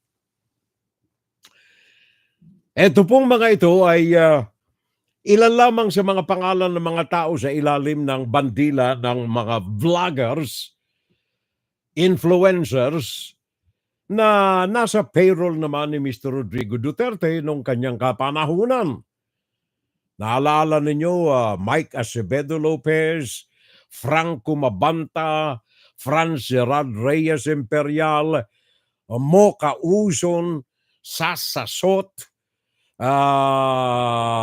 Jojo Robles, Christine Laveres, si Mark Lopez na kasama roon, Lucky Allen Lagzamana, Julian Lance, Francis Manalo, RJ Nieto, Tam Berenguer, Ethel Pineda, Darwin Cañete, mga alalay ni Mr. Duterte yan. Ang iba rito ay sumuporta kay Marcos. Kaya natatandaan ninyo ang halos sa mga nabanggit kong mga pangalan, kasama ito sa mga sosyalan ni Mr. Marcos, ang kasalukuyang presidente ninyo riyan.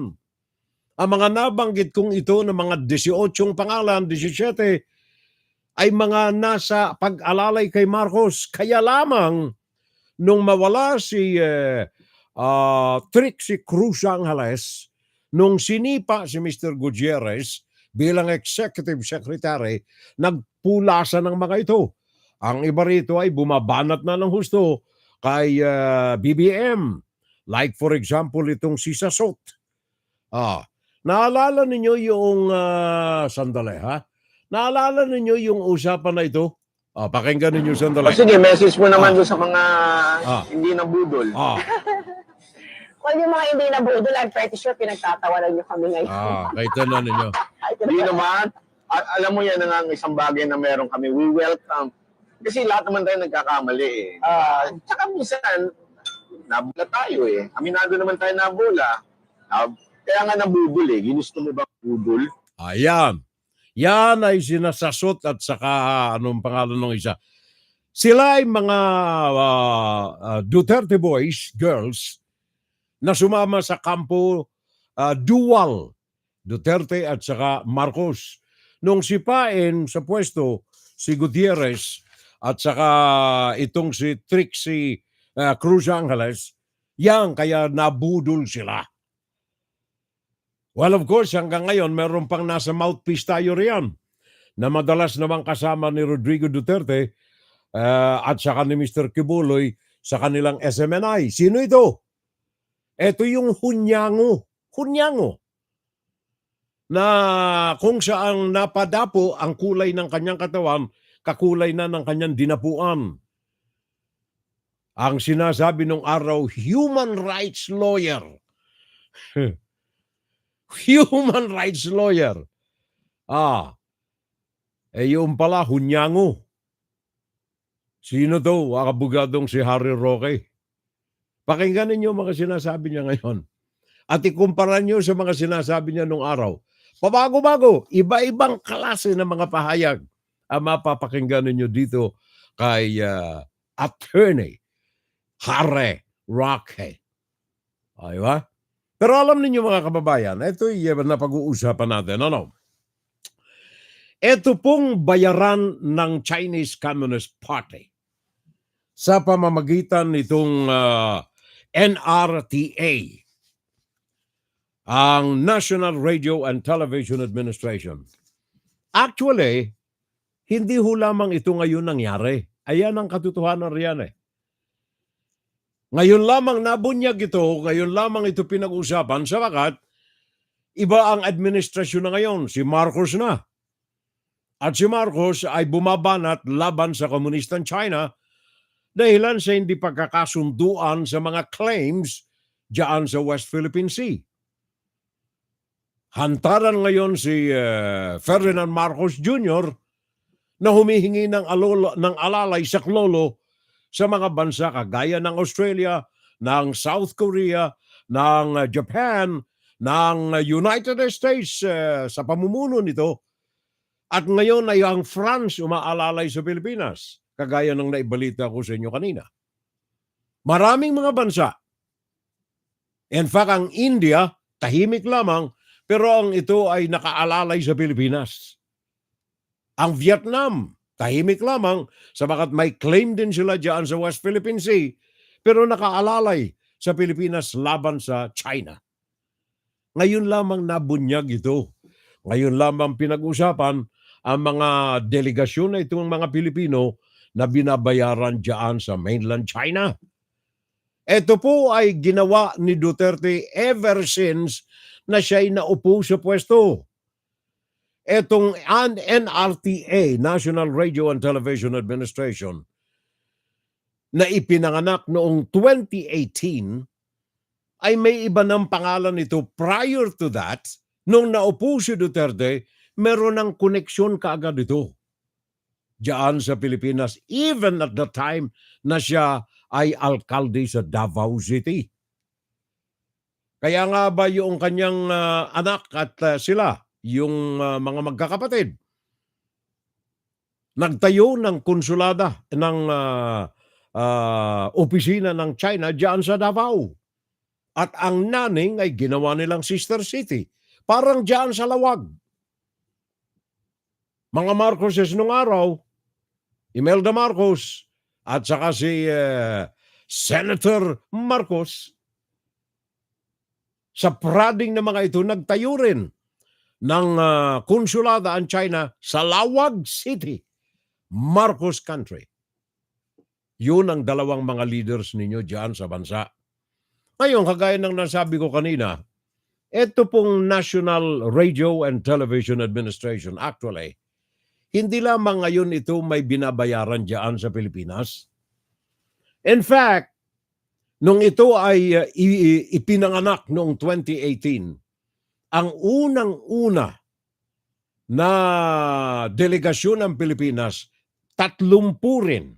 Taon-taon yan.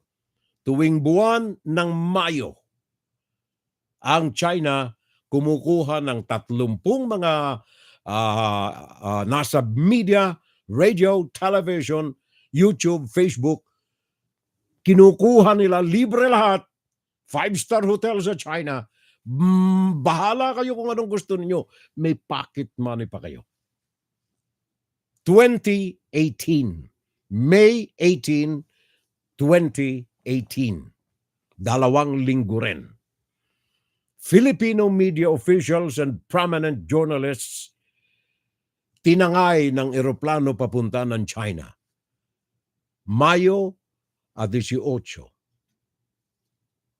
2018.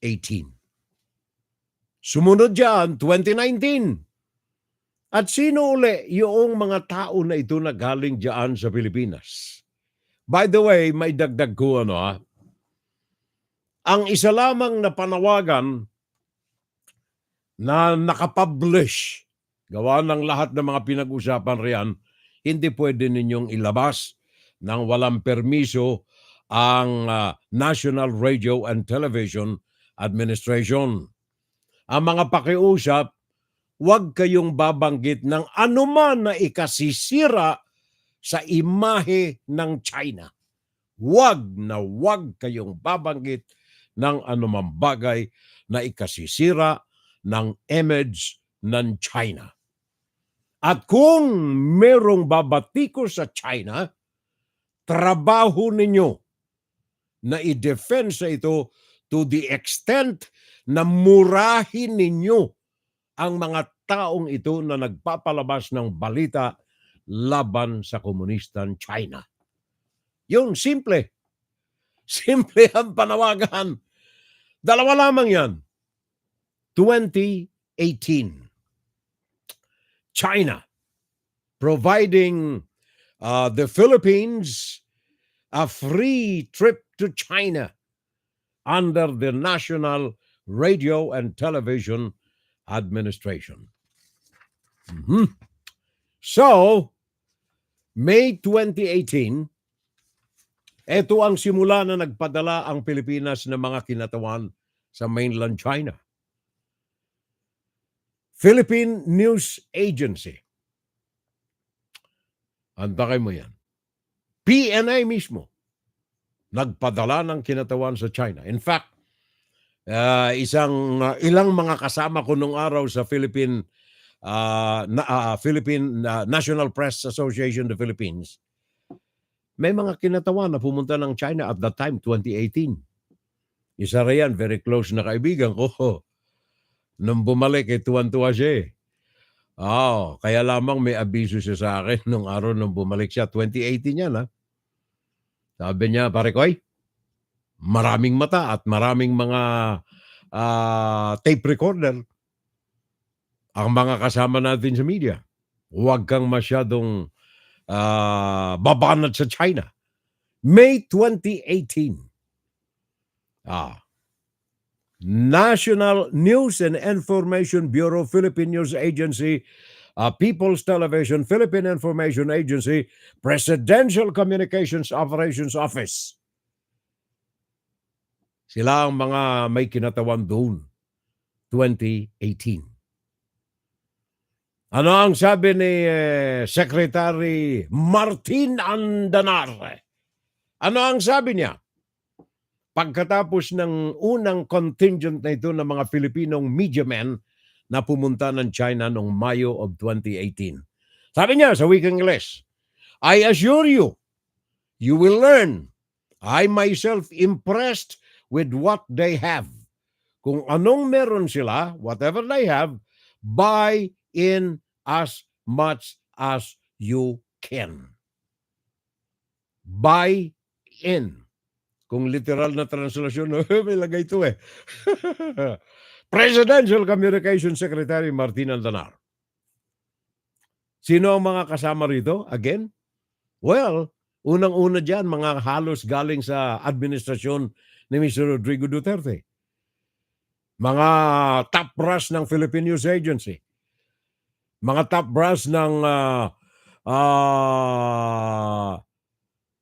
People's Television, PTV4, Philippine Information Agency, Presidential Commission, Presidential Communications Operations Office. Sila ang mga unang delegado doon sa China noong Mayo of 2018. 30 katao galing sa PCOO, galing sa PNA, galing sa Radio Television of Malacanang, galing sa Philippine Information Agency, galing sa People's Television Network, at galing sa Bureau of Communication Services. Lahat ay mga sangay ng telekomunikasyon, ng broadcast, ng television, ng pamahalaan ni Rodrigo Duterte. Meron ding mga journalists galing sa Sunstar sa Cebu, galing sa Orbit News, online newspaper ng Pampanga, and then ito, galing sa pulso ng Makabagong Kabitenyo. And last, galing sa Manila Times. Kaya dyan lamang sa Manila Times, sad to say mga kababayan, basahin niyo ang mga kolumnista sa Manila Times. Sino riyan ang bumabanat halos araw-araw na pahina ng Manila Times? Sino riyan ang bumabanat anything na sumasalungat sa West Philippine Sea issue pabor sa Chinese Communist Party? Sino? Simula noong arbitral decision sa Hague, sino ang bumabanat ng issue na ito? Pumapabor sa China diyan sa Manila Times. Malaki siguro ang koneksyon niya sa mainland China. Isa ito sa mga kasama sa delegasyon noong Mayo of 2018 sa mainland China. And then, masaklap ito mga kababayan, sabagat okay na sana eh. Kung halimbawang, okay, libre naman lahat, 2 linggo, maglamyar na kayo, magtampisaw kayo doon sa Beijing, pumunta kayo sa Wuhan, punta kayo sa mga main cities of China, libre, lahat na, pati pagkain, meron pa kayong allowance, okay yun, fiesta eh, 2 linggo eh. Pero kung pagbalik ninyo sa Pilipinas ay naging tagapagsalita na kayo ng China, ibang istorya na yan. Traidor na kayo dyan sa bayan, especially at this very moment na ang Pilipinas ay inaapi na ng katakot-takot ng China. It is time, kahit kayo may payola sa China, kahit kayo binabayaran ng China, i-defensa ninyo ang karapatan ng inyong mga kadugong mga Pilipino. Pero wala eh. Naandyan eh. Sinimula ni Rodrigo Duterte. Anong ginawa ni Duterte pagbalik ni Andanar sa Pilipinas? Pumirma ng kasunduan ang National Radio and Television Administration. Pumirma ng kasunduan kay Mr. Andanar upang i-ere ang mga Chinese programs. Ito'y mga propaganda materials ng Chinese Communist Party diyan sa telebisyon ng gobyerno sa Pilipinas. Kaya kung matatanda ninyo, I don't know, hanggang ngayon, kayong mga naandyan, paring Kik Mendoza, paring Edgar Allen Kalingking, paring Jeffrey Espinasiao, mga parekoy, mga Mariko, Leonor Curata, paring Ray Managueri, kayong mga kaibigan natin, Elizabeth Luren, tingnan ninyong maigi, baka may panahon kayong i-monitor ang government television, PTV4, baka hanggang ngayon ini-ere pa itong mga ito. Mr. Marcos, wag tayong doble kara, wag tayong kabilaan. Ang China hindi nating kaibigan kung ito ay nais maging probinsya ng China ang Pilipinas ni Mr. Duterte. Iba tayo ngayon. Ipakita natin na iisa lang ang damdamin natin for the Filipino, by the Filipino, and of the Filipino people. Mr. Marcos, BBM. Baka naman hanggang ngayon nag-i-ere pa ito. Diyan sa People's Television PTV4. Chinese programs. Ang iba riyan ginastusan ng Philippine government para lamang i-translate sa lingwaheng Pilipino yung mga drama, propaganda materials ng Chinese Communist Party para i-ere diyan sa People's Television PTV4. Paki-monitor ninyo mga kababayan, baka hanggang ngayon naka-ere pa ito. Pinirmahan ho yan ni Andanar at saka ng National Radio Television Administration ng People's Republic of China. A propaganda arm ng Chinese Communist Party Politburo. Tingnan nating maigi.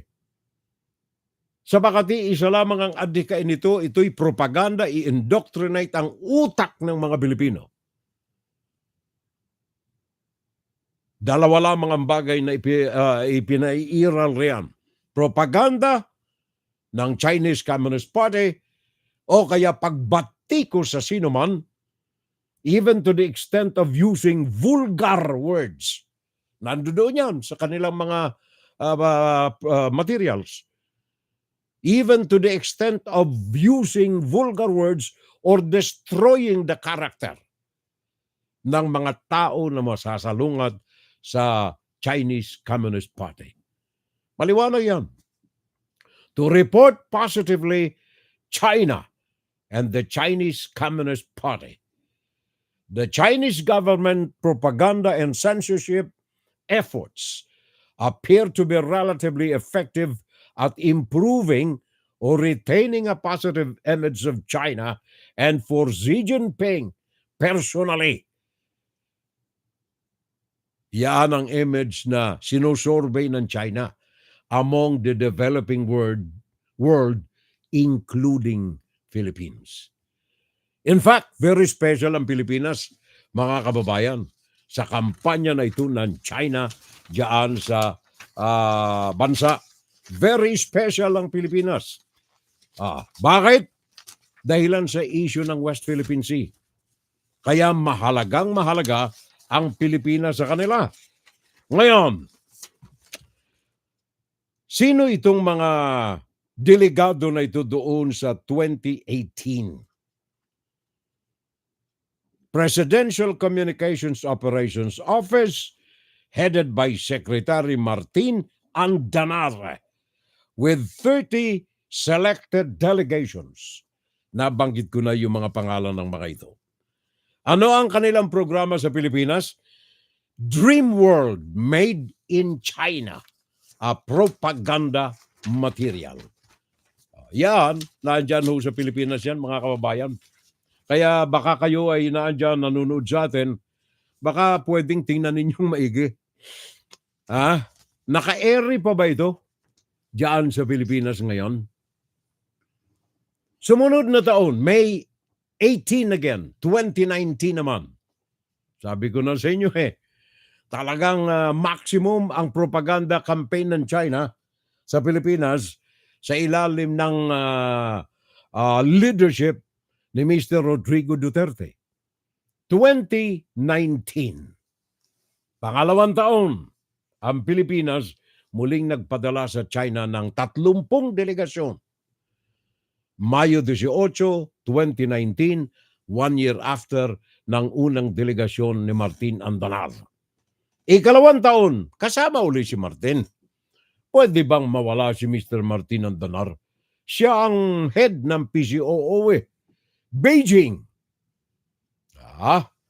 Beijing. Filipino journalists and government media workers from various attached agencies of the Presidential Communications Operations Office, PCOO, under Martin Andanar on Friday participated in the training seminar here in Beijing. On the ways Philippines and China's radio, television, and online industry can better collaborate and learn from each other the best experience and practices in media. Wow! Galing Saan galing yan? Sa propaganda page ng Chinese Communist Party. Beijing, China. During the opening ceremony, Zhou Zhihong, Deputy Director, National Radio and Television Administration, a ministry-level department under the Chinese Communist Party's State Council, and the activity serves as a platform for China and the Philippines to exchange and share respective development experience in the broadcast industry. Altakin mo yan. China. Pinakalandakan nila, ang Pilipinas ay kasama natin sa mainland China. Mismong ang pinuno Zhou Zhihong Deputy Director ng National Radio and Television Administration. Kita ninyo? Pagkatapos, sinaluduhan niya ang unang delegasyon ng Pilipinas noong Mayo of 2018, headed by no other than the head of the PCOO, Mr. Andanar Martin. Ito mo na? Galing ano, ha? Magaling ano, ha? Philippine Delegation. Ito na. Sino uli? 2019 ito, ha? Philippine Delegation 2019. PCOO Director Vinci Beltran ang pinuno ng delegasyon doon sa China. Second time, May of 2019. Sino ang mga kasama?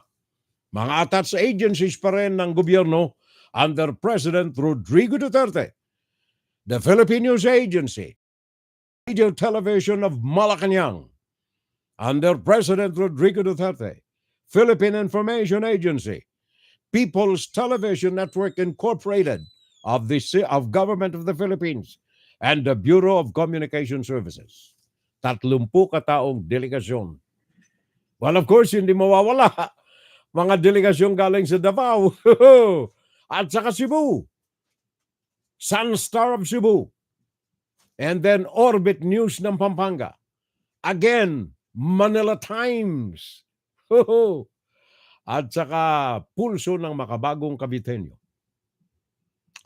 Well, 14 araw din ito. 2 linggo rin. Naglamyar na ron. Beijing at Shenzhen naman at the time.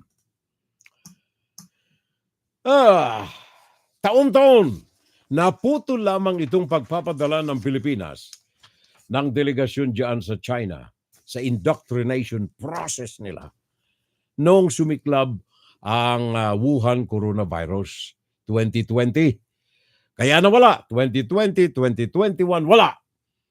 2022, wala. 2023, eto na. Sina Trixia ang nandoon.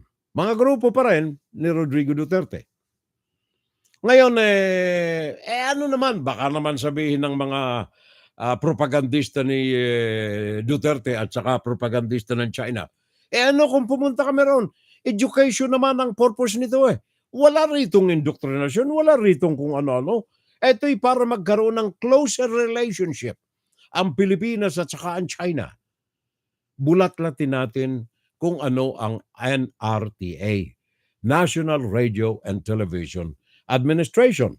Sa mga dyan natin makikita kung ano ang pagkatao nito. Natatandaan ninyo dyan sa Pilipinas, 4 ang mga nasa eskwelahan riyan na may indoctrination agenda. Confucius Institute, sa Bulacan State University, Ateneo de Manila, University of the Philippines, LaSalle, hindi LaSalle, Angeles City University. 4 yan, Confucius. Ano ang purpose nito? Pareho nitong NRTA. In fact, ang NRTA at saka ang Confucius ay mga division ng propaganda department ng Chinese Communist Party. Ano ho ang talagang trabaho nitong National Radio and Television Administration ng Chinese Communist Party? High level na opisina po ito sa ilalim ng Propaganda Department, Central Propaganda Department ng Chinese Communist Party. Yun ang pinakang poderoso, pinakang makapangyarihan na propaganda division ng Politburo ng Chinese Communist Party, ang Central Propaganda Department. Sa ilalim niyan, nandiyan ang NRTA, nandiyan ang Confucius at iba pa. Itong NRTA ay may mga sangay din ito sa ibaba. Kasama riyan ang mga influencers at mga vloggers. In fact, ito ay nabuhay noong 2018. ipinanganak ito galing sa tatay nito na dating State Administration of Press, Publication, Radio, Film, and Television Administration ng Chinese Communist Party. Napakahabang pangalan. Noong 2018, chinap-chap ang pangalan nito, ginawa lang lamang na National Radio and Television Administration. Ano ang mga trabaho nito? Ang trabaho nito ay mata, tenga, ilong at bibig ng Chinese Communist Party. Kung ano ang gusto ng propaganda, sabi ko na nga kanina, dalawa lamang ang purposes nito. Number one, pabanguhin ang pangalan ng China. Kailangan lahat na ng mga mababangong bagay na may kaugnayan sa China ilabas.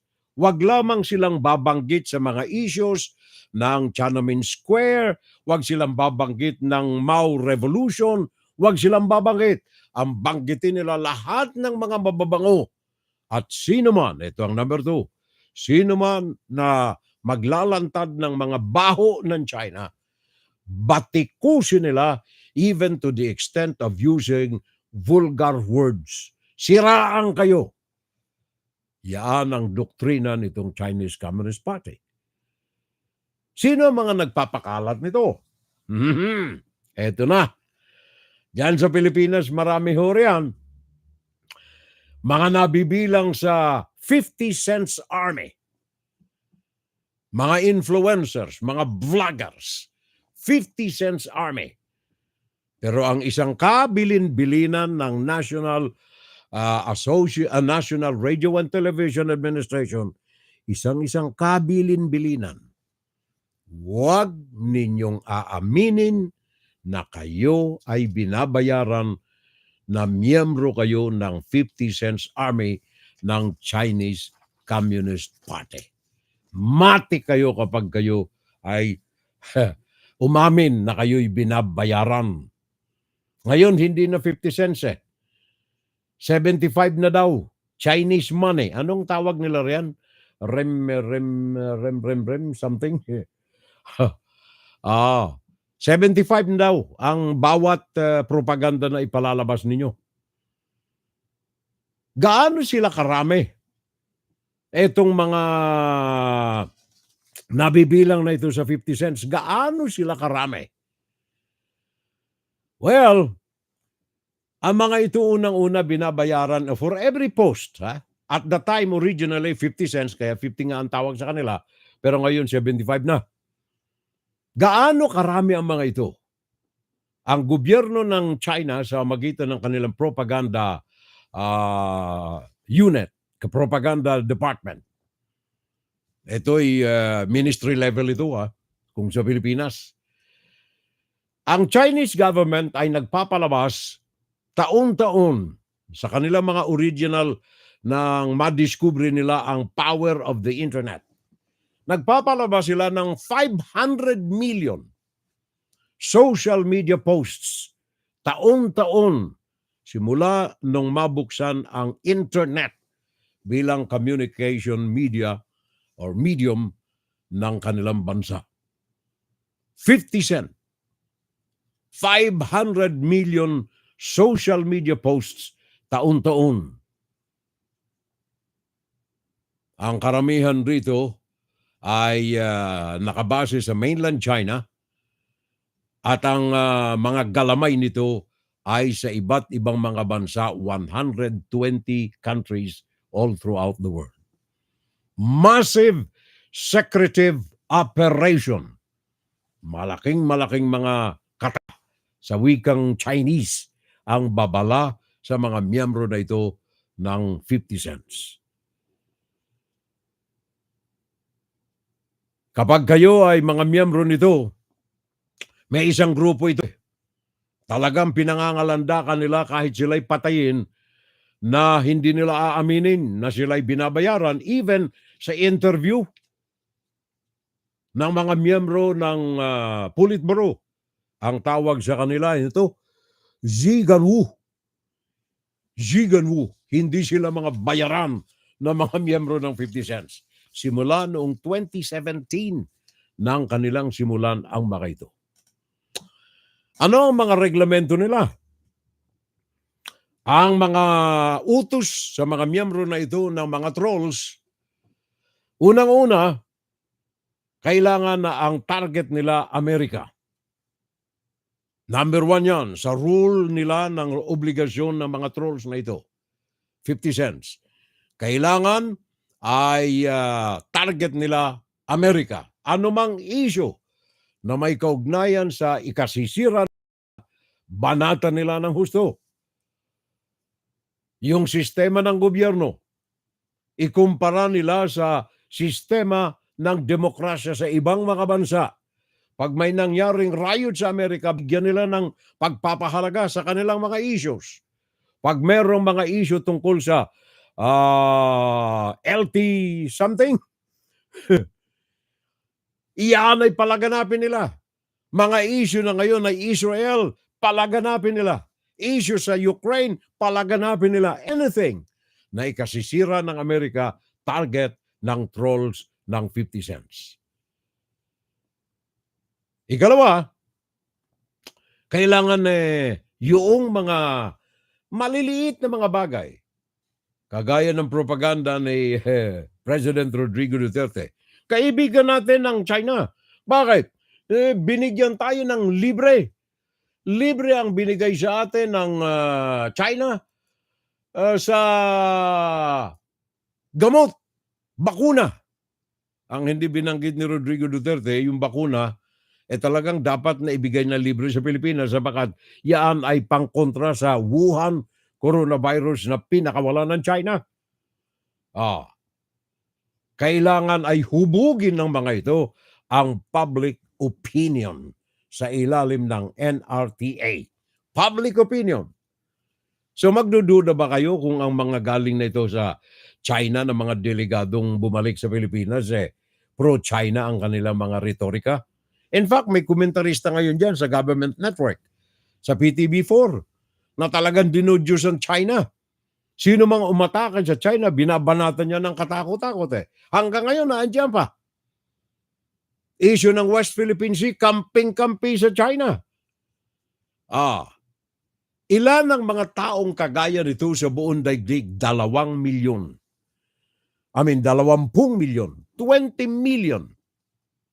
Ito ang Network Civilization volunteers sa ilalim ng 50 cents, sa ilalim ng umbrella ng troll farm ng Chinese Communist Party. 20 million sa iba't ibang panig ng daigdig nandoon. Ilang kaya rito ang nandiyan sa Pilipinas? At hindi lamang yan, by the way, hindi lamang ang trolls. Sabi ko na nga kanina, maging ang education sa bansa.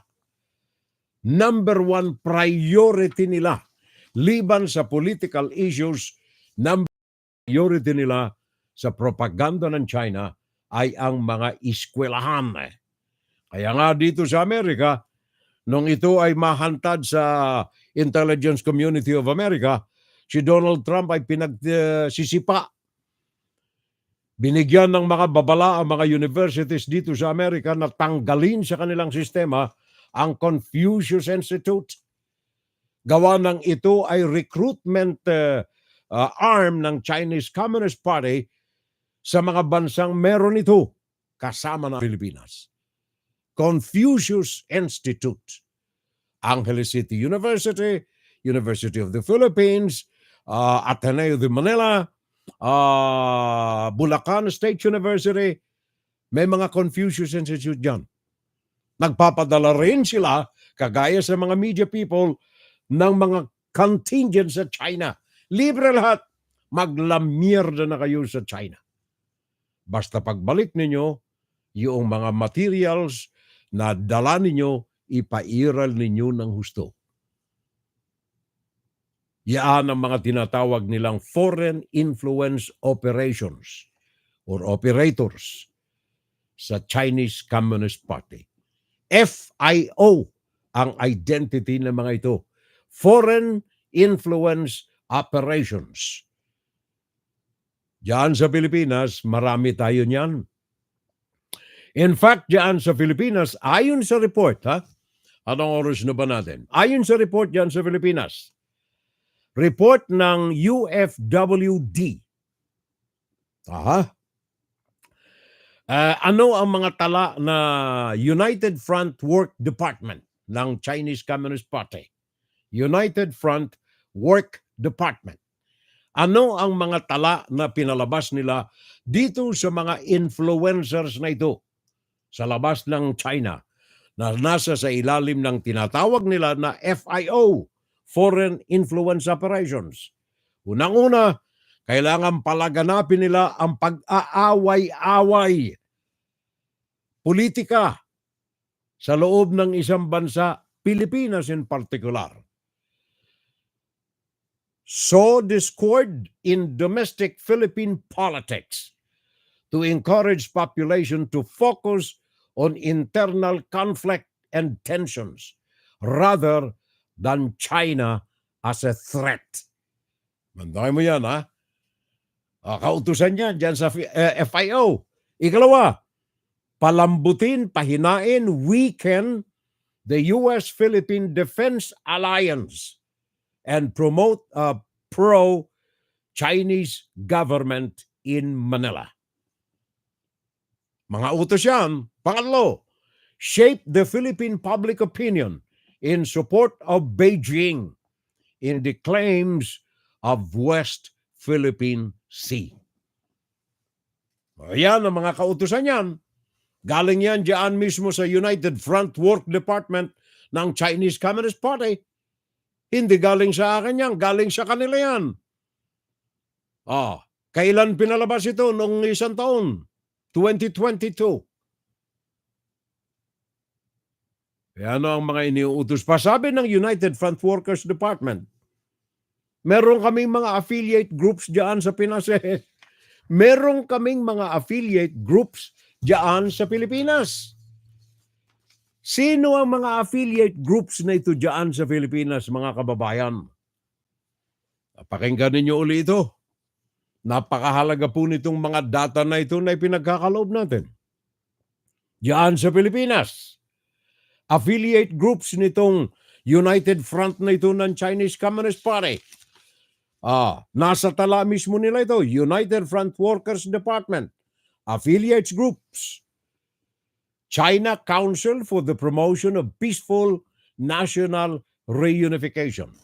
Number 1, Chinese Council for the Promotion of Peaceful National Reunification. Number 2, Chinese People's Association of Friendship with Foreign Countries. Number 3, China Overseas Friendship Associations. Meron dyan sa Mindanao. Meron dyan sa Davao. China Overseas Friendship Associations. And number 4, China Zigong Party. China Zigong Party. Meron ba niyan sa Pilipinas? Ang alam ko lang itong Overseas Friendship Association. Meron dyan. Now, yung mga leaders naman, Philippine journalists and leaders. Ito nabibilang ito doon sa United Front Workers Group ng Chinese Communist Party. Ang mga examples nito ay ang Philippine Association for China Studies, ang Asia Pacific Pathways to Progress Association, at ang Integrated Development Studies Institute. Ito'y tatlo sa mga halimbawa ng Philippine Journalists and Leaders Organizations diyan sa bansa. Not to mention, ang mismong opisyal na hantad sa tao na mga sangay ng Chinese Communist Party diyan sa Davao City at sa Lawag City represented ng kanilang consular offices. So, ala na tayong oras mga kababayan, lampas na nga ako Nais ko lamang bigyan ng paalala, babala, ang administrasyon ni President Bongbong Marcos. Sabi ko na nga, in consonance with our call na ma-redeem ang pangalan niya Ito na ang pagkakataon. Unang-una, yung pinangunahan ni Rodrigo Duterte na pinirmahan na One Road, One Belt Initiative ng Chinese Communist Party, ibasura na natin ito. Sa mga dyan ay one-sided. One of these days, pag-uusapan natin yan. One-sided ang One Road, One Belt Initiative na ito. At yan ay vacuum cleaner ng China. Hihigupin ito ang mga resources ng mga pagsasamantalahan nilang mga bansa kasama na ang Pilipinas. Remember Djibouti, remember yung mga bansa sa Africa na wala na sa mga African countries yung mga ipinasok nilang kontrata. Nangalugi. By design, nangalugi. Kaya kontrolado nila mga ports, mga mining, silver and gold mining companies diyan sa Africa, kontrolado na ng China. Dahilan sa One Road, One Belt Initiative. Kaya Mr. President, Bongbong Marcos, however legitimate or illegitimate you are in that position, number one, tanggalin mo itong kasunduan na itong One Road, One Belt Initiative with China. Alisin ang mga programang Chinese diyan sa mga government networks. Itigil ang pagpapadala ng mga sundalo at mga media practitioners maging mainstream o kaya mga vloggers na yan diyan sa China. At huli, gawin natin ang lahat ng pamamaraan na maging isa lamang ang tinig ng mga Pilipino for the people, of the people, and by the people of the Republic of the Philippines. Inside, Guro-Guro, Opinion, and Saturday Live. Well, pinaalala ko po lamang yan mga kababayan. Sana makapulo tayo ng mga malalawak na kaalaman doon sa isang oras na pagtalakay natin dito sa mainit na ito ng issue. Gawa ng tayo po ngayon ay tumutulay sa dalawang bangka. Tumatawid tayo sa ilog gamit ang dalawang bangka. Ang kaliwang paa sa isa, ang kanang paa sa isa. Mr. President, ikaw ang Pangulo, bigyan mo ng direksyon ng maliwanag ang Pilipinas. Lahat na may koneksyon sa China, putulin na natin. Juan, Saturday Live! Saturday Live! Well, ang oras natin mga kapitbahay ay 6 na minuto makalipas. Ang ganap na alas 11 ng umaga Eastern Time, alas 12:06 ng gabi Philippine Standard Time.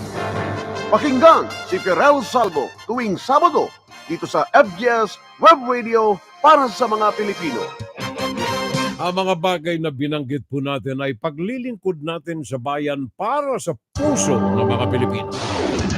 Public Service.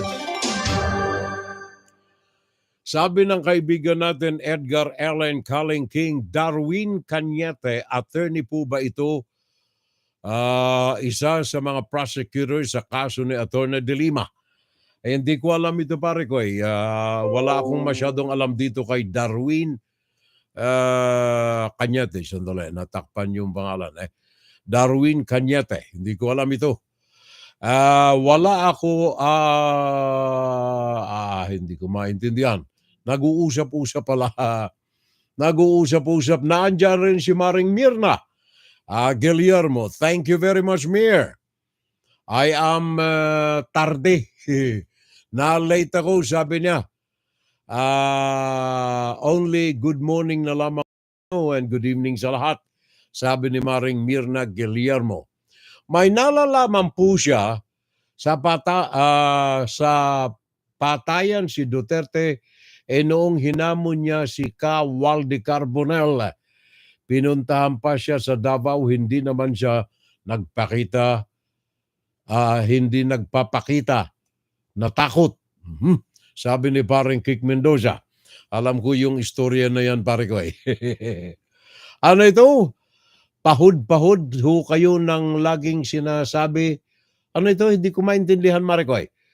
Pahud-pahud ko kayo ang laging sinasabi ni Duterte. Hindi ko maintindihan, Maricoy. Anong pahud-pahud? Good morning from Morieta, ang ating pare. Rodmon, thank you, Maricoy. Itumba. Tama ka, Maricoy, Jundi. Yan, itumba. Sabi niya, itumba ko kayo eh. Jundi T. Valencia, Maricoy, thank you. Liquidation o kaya salvage. Sabi pa ni paring Jundi Valencia, magaling ka, Maricoy. Yung mga salitang kalsada magkakaminsan wala sa diksyonaryo ko kasi eh. Sobrang galing na mag-English si Blazople. Yes! Okay ako riyan, pare ko ha. Kapag si Blas, saludo ko sa kanya. Tatapunan daw, sir, ni Duterte ng Granada. Nabasa ko na ito. Yep. So yun ang ating mga pagtalakay kapitbahay dito sa ilang mga issues natin. Ang akin lamang pakiusap, mahaba sana itong panawagan ko rito kay President Bongbong Marcos. Gawa ng itong One Road, One Belt Initiative na ito ng China ay pang-diskaril ito ng bansa Pang-diskaril ng bansa, pang-dremate ng bansa, pagnakaw sa kanilang natural resources ng mga bansa. Kaya pinakikiusap natin, itigil na itong kalukuhan na ito dyan sa bansa. Wala naman nangyari eh.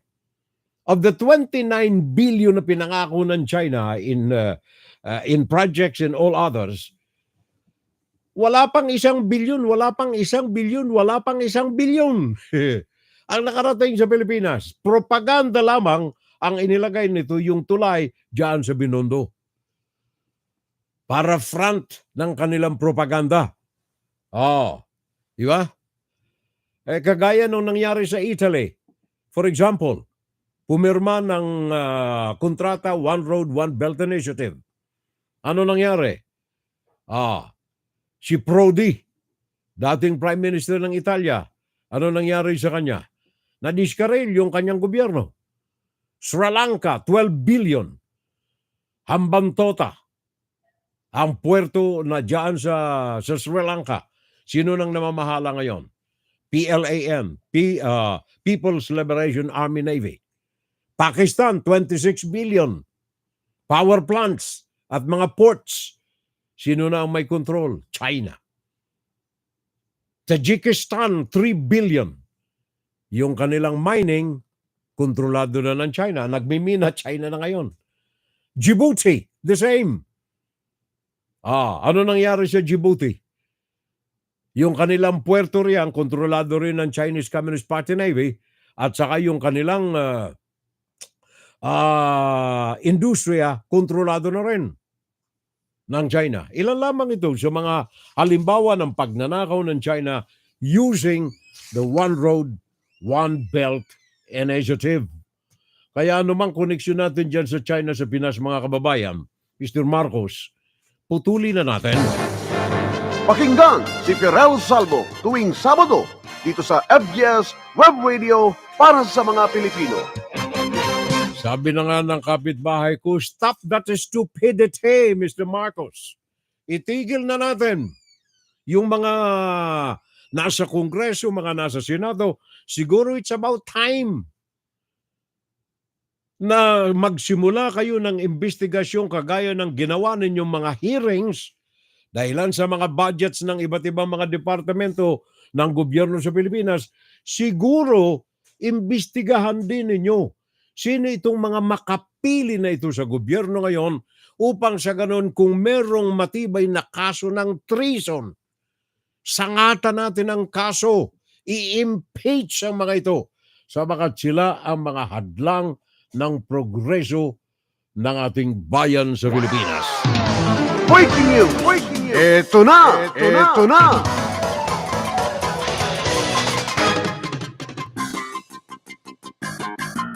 By the way, dyan sa Pinas, excuse me.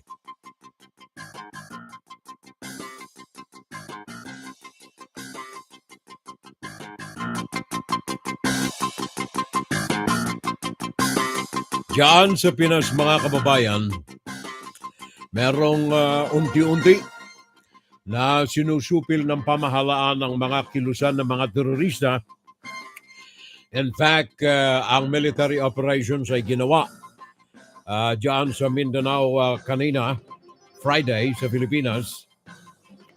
At 11 mga terorista riyan ang napatay sa operasyon sa Dato Hofer diyan sa Maguindanao del Sur. Ayon kay Major Saber Balogan, Civil Military Operations Chief ng Army 601 Infantry Brigade, iniulat nila na yung kanilang mga sundalo na nabibilang sa 40th Infantry Battalion nakasagupa ang grupo ni Daulan Islamiyah o grupo ng Daula Islamiyah sa Barangay Tuwayan mga alauna ng hapon kahapon Friday. At naging resulta ng palitan ng mga putok ang pagkamatay ng 11 na mga miyembro ng naturang rebelding grupo. Samantala, diyan pa rin sa Basilan, dalawang mga barangay tanod, in English kasi rito village watchmen. Parang dito na sa England ditong mga katagang ginagamit nila. Village watchmen, mga barangay tanod. Diyan sa Basilan, ang napatay naman ng ito ay tambangan ngayong araw na ito ng Sabado. Diyan sa Ungkaya, Pukan.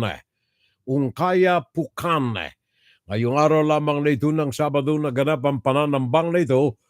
Ang mga ito ay dating Ungkaya, Pukan Mayor Joel Maturan. Nagsabi na ang mga village watchmen na ito, kaya mga barangay tanod, ay diyan sa Barangay Bohe, Suyak. Ang mga ito ay tinambangan sa Sitio Dekdep. Samantalang ang mga ito ay patungo sa isang wedding ng miyembro ng kanilang pamilya. Ayon kay Brigadier General Alvin Luzon, ang commander ng 101st Infantry Brigade. Ang mga ito ay tinambangan ng hindi pa nakikilalang mga lalaki. Alas 8:50 ng umaga, dalawa sa kanila ang patay ngayong araw lamang na ito ng Sabado, mga kapitbahay, kaninang umaga, Philippine time, madaling araw dito sa amin o kaya hating gabi dito sa amin. In fact, alas 8:30 ng gabi, kagabi. Sabado ng umaga, diyan sa Basilan. Now, Barangay Captain naman, Ilocos Norte naman ito. Ito ay ngayon ding araw na ito ng Sabado. Mga katatanggap lamang natin itong mga reports na ito habang tayo po'y mga nakaupo rito. Ngayong araw na ito, ang village chief o kaya barangay captain sa Marcos Town ng Ilocos Norte ay binaril at napatay. Ito'y kahapon Friday. Ngayon lamang pinalabas yung balita. Samantalang ito'y pauwi ng bahay. Ang report ay ngayon lamang, araw ng Sabado, nakarating sa Maynila.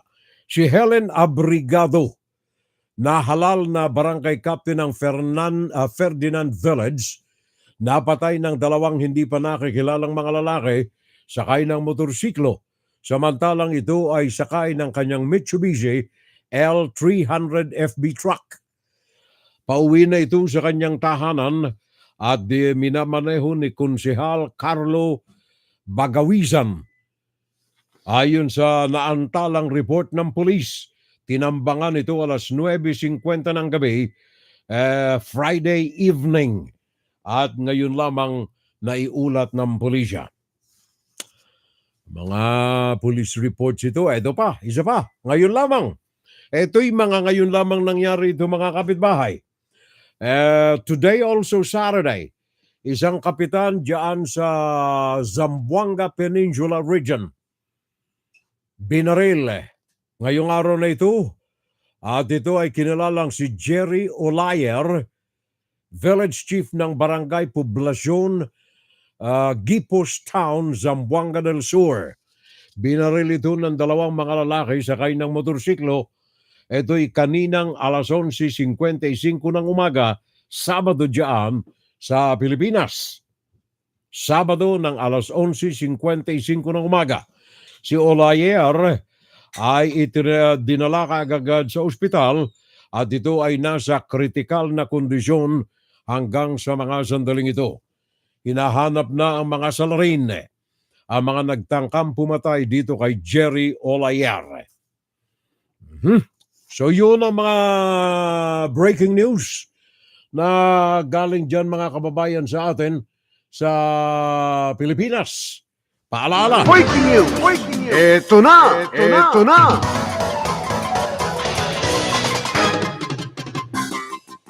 Ngayon ito dyan sa China mga kababayan. Mahalaga ito sa mga Pilipino sabagat ito ay nagpapakita ng patuloy na pagpapakita ng kapangyarihan ng China laban sa mga Pilipino.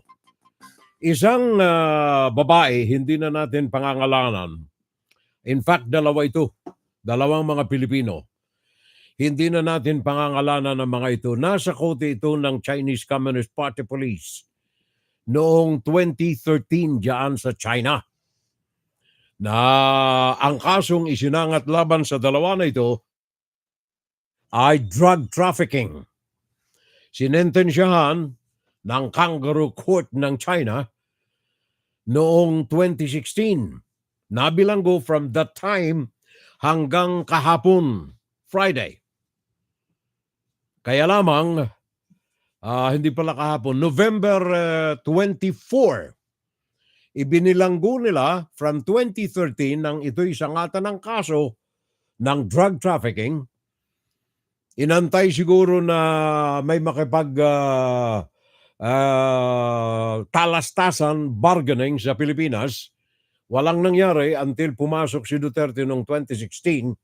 Sinintensyahan yung dalawa na itong mga Pilipino ng positibo sa kasong drug trafficking sa China. Noong Nobyembre 24, ngayong taon, ngayon lamang inilabas ang report na pinatay na ng autoridad sa China ang dalawa na ito. Pinarating ito sa opisina ng Philippine Consulate General sa Guangzhou. Ito'y report ng Department of Foreign Affairs. Tinitingnan ko itong kaso na ito para sa akin. Isa ito sa pagpapakita ng China ng kanilang pagpapakitang kapangyarihan dahilan sa ginagawa ng administrasyon ni Ferdinand Marcos Jr. na pagkiling sa Amerika at pagbasura sa anumang mga bagay na may kaugnayan sa claims ng China sa West Philippine Sea. Salamat po, Furel. Marami akong natutuhan sa mga topic ninyo ngayong araw na ito, sabi ni Leonor. Thank you, Lonnie.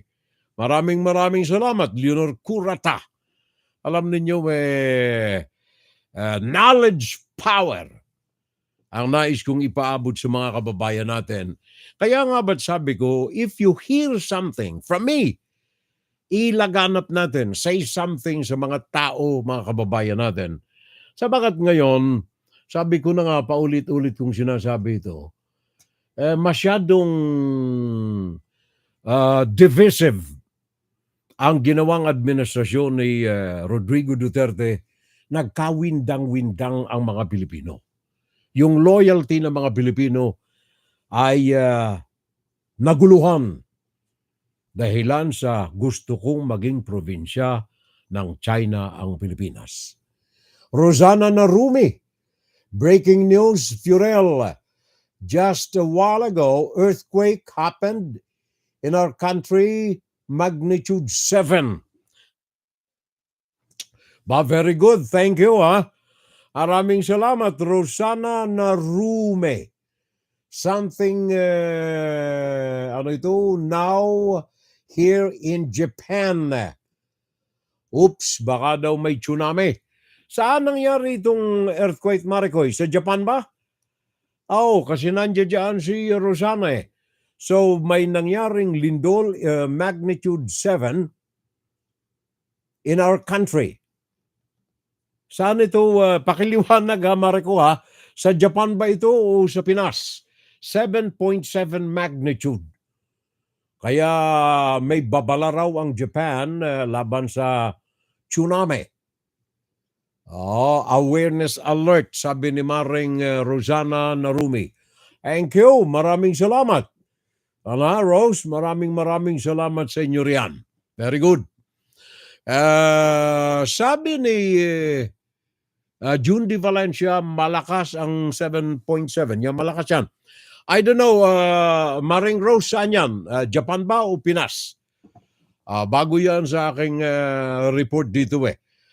Sa Mindanao nangyari ang lindol. Ayun. Sabi ni Curata Leonor, tama ba ito? Paki-confirm. Rose, Rosana. Sa Mindanao daw, sabi ni Curata.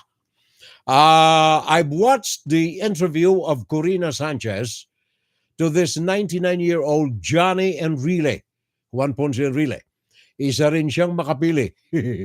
Stand for China for a damn and a stupid reason. Sayang ang talino ng utak ni Apo Johnny. Sabi ni Mirna Guillermo. Well said, Maricoy. I agree. Salamat, Furel. Marami akong natutunan na mga topic mo riyan ngayong gabi. Thank you. Very informative, educational. Ang topic mo, Furel. Thank you, brother. Sabi ni Mirna Guillermo. How I wish na tumino, nawa. Tumimo pala, tumimo, meaning planted sa utak ng mga Pilipino ang topic mo ngayon, Furel. Very informative and educational, lalo na sa ating mga kababayan. Gumising na silang lahat na mga mangmang. Kunwari ay galit sa mga Chinese pero sa pera ng China, okay na okay sila. Sabi ni Maring Mirna Guillermo. Ang ganda, sir, ng topic nyo ngayon. Dami akong mga natutunan. Sabi ni Paring Kik Mendoza. Thank you, Pare Koy. Maraming salamat.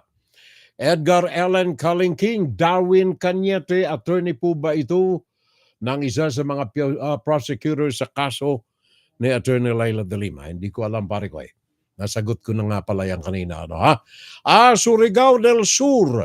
Davao ang lindol 7.7. Nakaw, malakas. Malakas. And really, boy, stem cells. Sabi ni Jundit Valencia. Diyan sa Pinas, mga kababayan, nalulungkot lamang ako eh. Gawa ng Confucius Institute, isa sa mga nandyan na dapat tanggalin ni BBM. Alisin na yan. Sa bakat yun ng mga nagpapasira ng utak ng mga Pilipino. Marami tayo riyan. At saka lalo tigit itong mga trolls, mga main media personalities na ito, both in print and radio. And higit sa lahat, kayo mga naandyan sa gobyerno, by the way. Alam natin kung sino mga naandyan sa gobyerno. I move. Diba? Hindi ko sinasabing may payola rin ito. Pero yung mga salita niyang binibitawan, pro-Chinese na pro-Chinese eh. Kaya I move natin ito eh. Ngayon, pag itong mga ganitong nakakasira ng utak ng mga Pilipino at pagkatapos ihalo pa natin ang poverty level ng mga Pinoy, ihalo pa natin yung mga incompetent na mga namamahala sa mga sensitibong ahensya ng gobyerno like the Department of Education. One of these days, tatalakayin natin yung mga suggestions, mga panukala at mga proposals, mga request ng World Bank, ng International Monetary Fund, ng European Union kung papaano maging matino ang Pilipinas. Maging tiger of Asia in real sense. Wala tayo. Kaya ang poverty level ng Pilipinas, sabi dito sa latest report, mismo itong report na ito ay galing sa Philippine Statistics Authority. 18% ng mga Pilipino nasa below poverty level. Vic Sumintak. Depende sa magiging lagay ng ekonomiya, sa ganito isinalig ng mga kababayang tinanong ng Net25 kung umaasa ba silang mababawasan ang antas ng kahirapan sa bansa. Ay, hindi basta magagawa yun. Bakit po? Kasi lalong dumadami ang tao. Pinangako niya ang pagbaba ng bigas, hindi bumaba eh. Siguro po, in time, darating naman po yung pagkakataon na mapapababa din sa pagkakaroon ng unity po sa lahat ng mga kabinete niya. Yeah, unity. Bakit 50-50? Marami pa rin trapo eh. Kailangan makontrol niya yung mga trapo. Mula sa 18.1 poverty incident na naitala ng Philippine Statistics Authority o PSA, target ng administrasyon na mapababa ito sa single digit na lamang pagsapit ng 2028. Sinabi ng National Anti-Poverty Commission na maaaring maabot ang target sa ilalim ng Philippine Development Plan na inilatag ng administrasyon. Sinabi ni Lopez Santos III, NAPSI Lead Convenor, dapat may patupad ang 5 fundamental rights ng mga mahihirap na kinabibilangan ng karapatan para sa dekalidad na edukasyon, pagkakaroon ng desenteng tirahan, karapatan para magkaroon ng trabaho o pagkakakitaan, access sa health services at food security. At ang main function ng National Anti-Poverty Commission is basically providing policy advisory services, program monitoring, convergence, and monitoring ng ating mga programa, specifically doon sa mga focus anti-poverty programs. Minomonitor natin, pinagsasama-sama in the form of policy, program, services, yung mga programa ng 30 national government agencies, LGUs, and basic sector. Vic Sumintak para sa mata ng Agila, matatag, matapang, matapat. Alam mo, ako'y nagtataka lang ayoko sanang banggitin ito, pero bakit laging sa Mindanao, sa Davao ang lindol? Bakit? Nakikiisa na ba ang superpower sa daigdig, sa buong buntala, sa universe, sa kanilang pagsalungat sa mga nagaganap sa atin? Bakit sa Davao? Marami akong natutuhan sa iyo ngayon. Sabi ni Leonor Curata, tingnan ko sandali, parang, sandali Rolly Montalban, tinitingnan ko lang yung mga na-miss kong mga pangalan paring Rolly Montalban, I'm sorry ngayon ko lamang nabanggit yung nakita yung mga pangalan ninyo rito. Rolly Montalban, thank you. Riwan Malik, Riwan Malik, also watching us. Parang Indian ang pangalan pare ko Anyway, thank you very much for the company. I hope you understand my Tagalog. Thank you for keeping us awake with your warm presence. Thank you. Riwan Malik. Thank you. At saka meron tayong audience dito na ang tipo ng mga letra niya ay I think Japanese or Chinese or Korean. Whoever you are, thank you for the company. Yung karakter kasi ng kanyang pangalan either Chinese or Japanese or Korean. Thank you. Maraming salamat, whoever you are. Thanks for the company. At sana wala na akong na-miss dito. Wala na. Wala na yata. At kung may ma-miss man ako I apologize. Pag lumindol dito sa Japan, ay naka-alert po kami sa cellphone namin. Yun, very good. Kami rin dito may mga nakalagay, alert.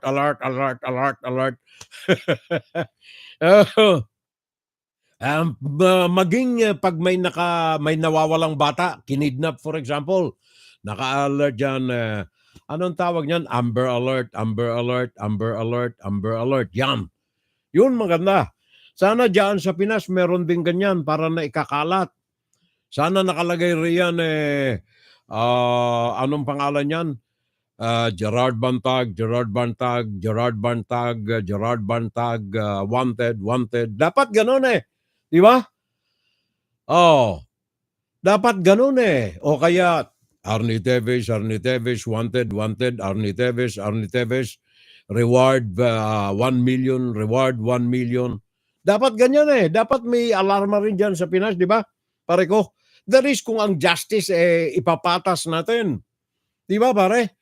Meron bro, NDRRM ang nagpapatala. Hindi wala akong makita pa rin wanted,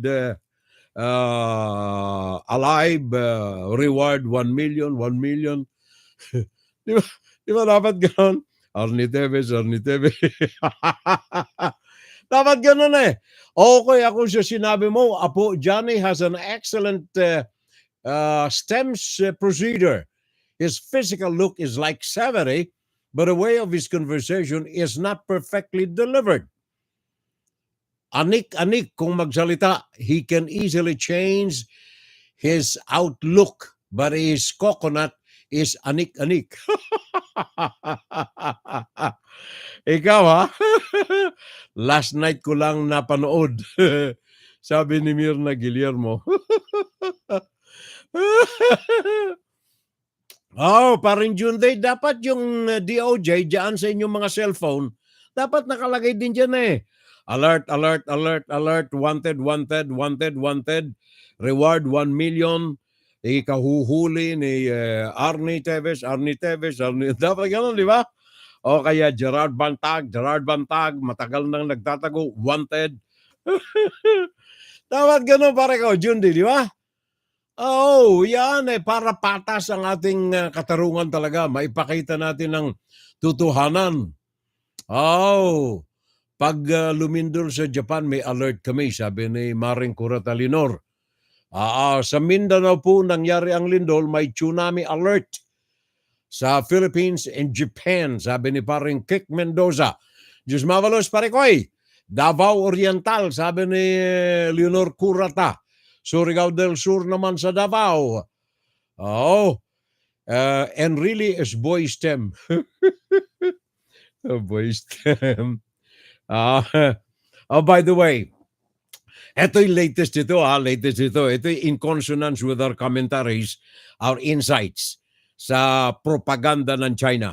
Alam ba ninyo na yung huling sagupaan ng mga barko ng China at ng Philippine Coast Guard, ang pinalagan, at saka Amerika, by the way, yan doon yung Amerika, ang pinalaganap ng China sa mainland China ay itinaboy nila ang mga barko ng Amerika sa West Philippine Sea.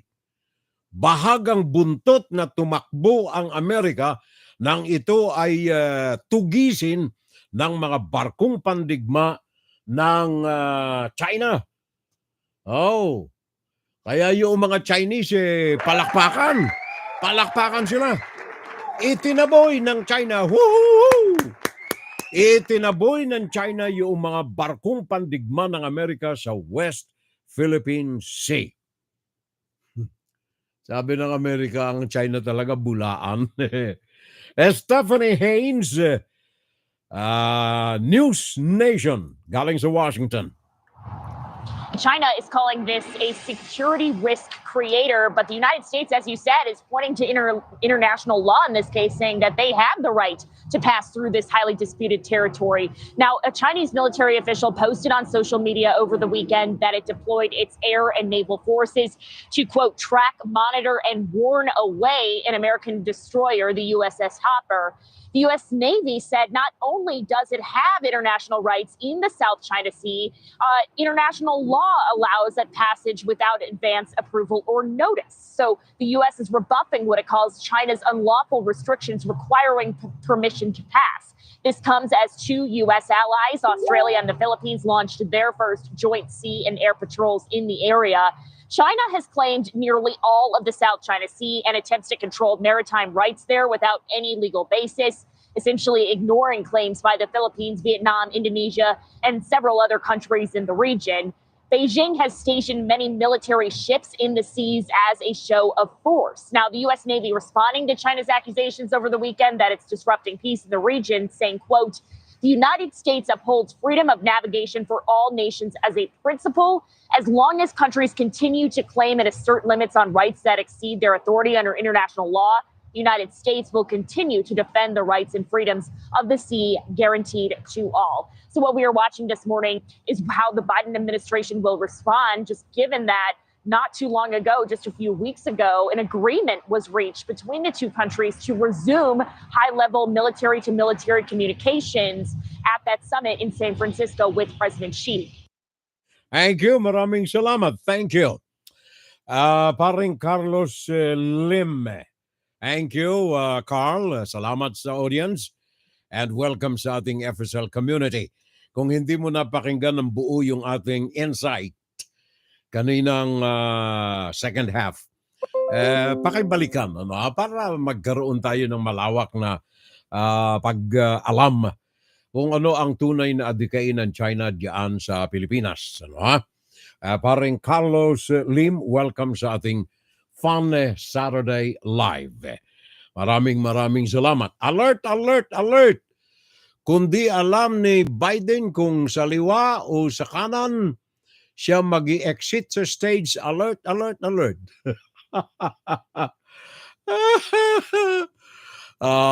Sabi na Maring Mirna naman, alert, alert, alert, alert. Lagot na ang mga Chekwa sa pag-upuli ni Donald Trump sa 2024. Maring Mira, ikaw dapat ay magpadala ng alert ang DOJ. Alert, alert, alert, alert. Bantag. Hindi matuntun kasi hindi hinahanap.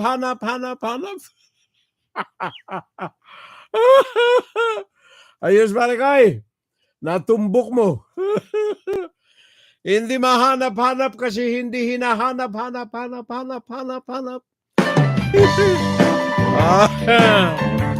Ala. Yan ang sinasabi ko. Kaya last week, sabi ko wala talagang tunay na justice sa bansa Meron tayong dynasties, meron tayong cronies, meron tayong mga padrino, wala na. One-man rule dyan sa executive, wala na. Hello, baby. Len Veloria. How are you, Len? Birthday mo, di ba? Oh, happy birthday sa'yo. Len Veloria. Happy birthday na lamang.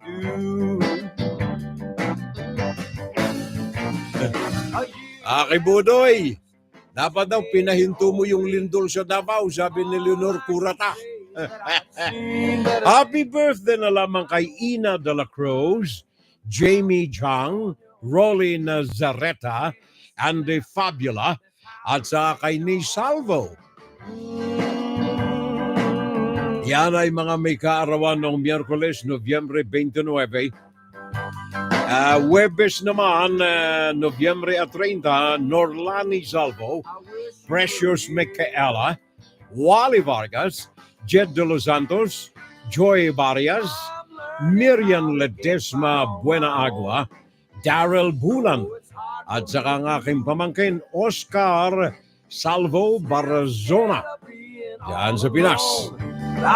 Thank you, Oski. Happy birthday last Thursday. And of course, kahapon, Friday, December 1, ang mga celebrants natin ay sina Josue Hernandez, Marilyn Salvo, Kate Reponoya Yup, Wayne Hopkins, Erica Joy Reyes, Imelda Relativo, Bethina Dizon, Mar Salvo, Zalde Patricio, Francia Barben, Lynn Salvo.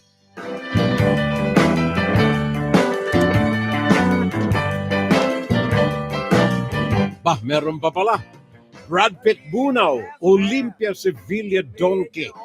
At saka ang pare natin, Arnel Eclarenal. Happy birthday, pare ko. Kahapon yan, Friday. There on your own. Since you left, this house ain't a home.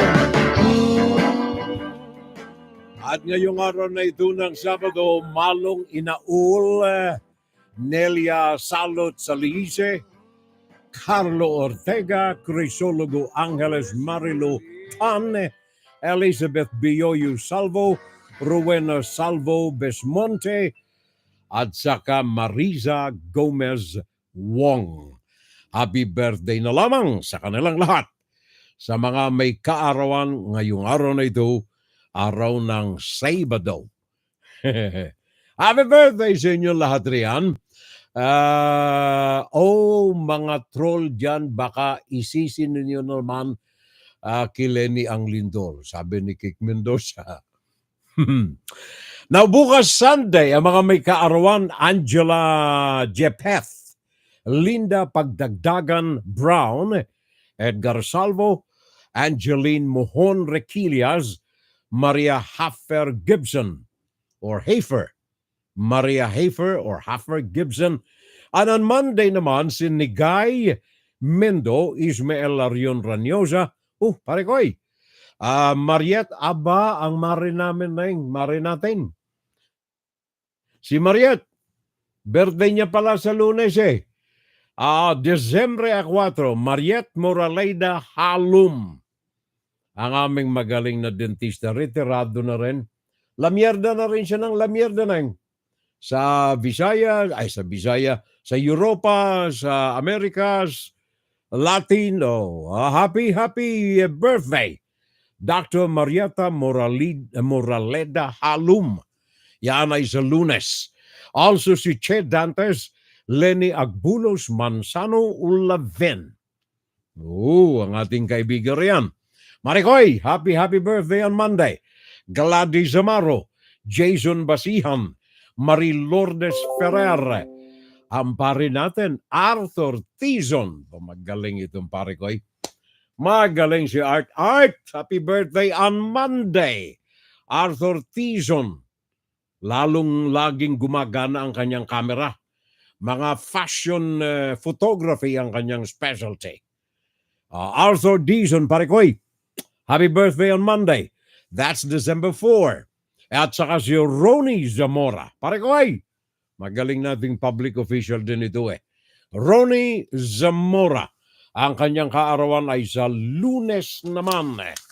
And then sa Martes, yan ay Disyembre 5. Ang mga may kaarawan dyan ay si Maria Kristen, Vidal Donagin, Hulza Cruz, Precious Charm Salvador Manalo, Jonathan Palak Salvo, Paula Enriquez, Donita Rose. John, happy birthday.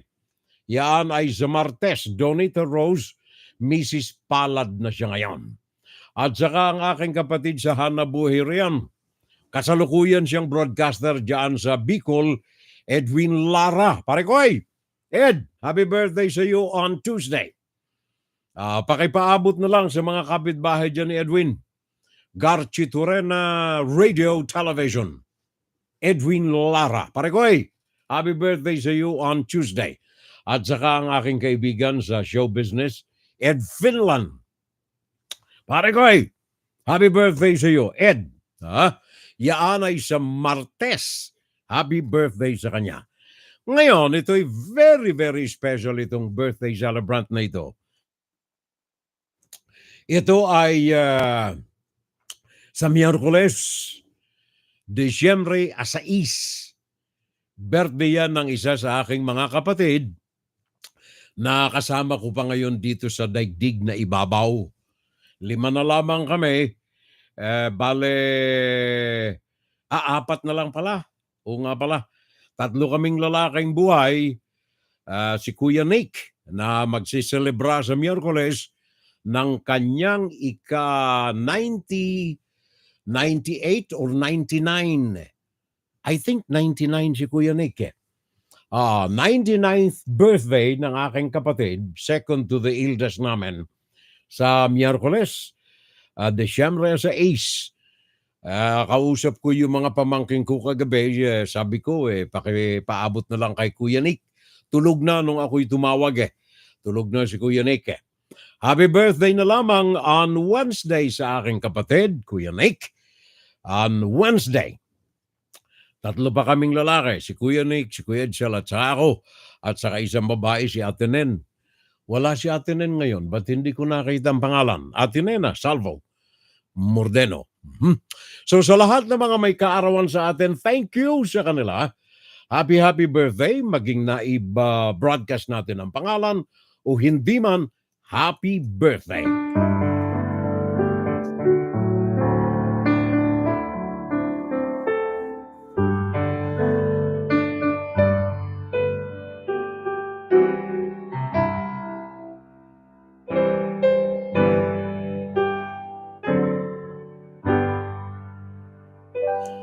Thank you. And of course, hindi kumpleto ang celebra natin pag wala si paring Jundi Valencia.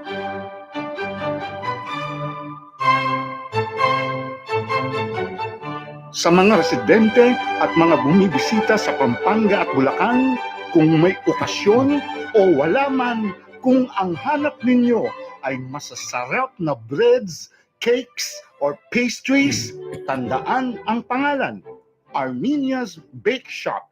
Armenia's. Sa Armenia's, makabibili kayo ng mga dekalidad na breads, cakes, or pastries. Sigurado, makukontento kayo sa mga breads, cakes, or pastries ng Armenia's. Kahit ikumpara pa ninyo sa iba. Subukan na ninyo. Tunay ninyong maiibigan. Bili na, order na, grab food na, now na. Armenia's Bake Shop. Bring home the best tasting breads, cakes, and pastries. Visit Armenia's Bake Shop on Facebook for details. Thank you, Parin Jundi. Thank you. Sabi ni Parin Jundi, Kuya Nick, happy birthday na lamang to you.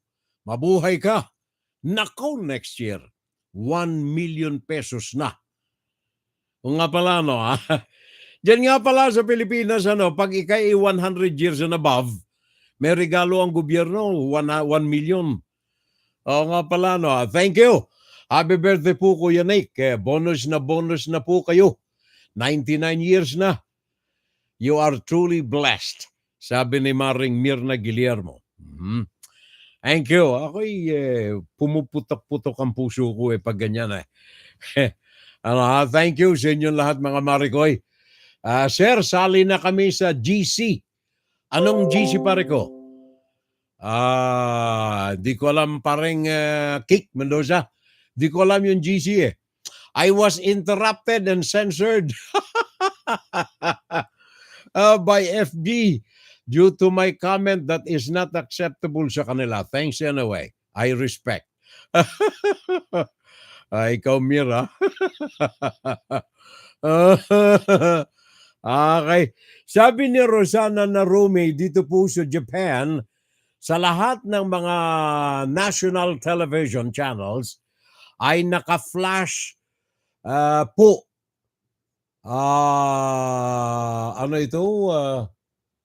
Blinking ang amber alert until still blinking.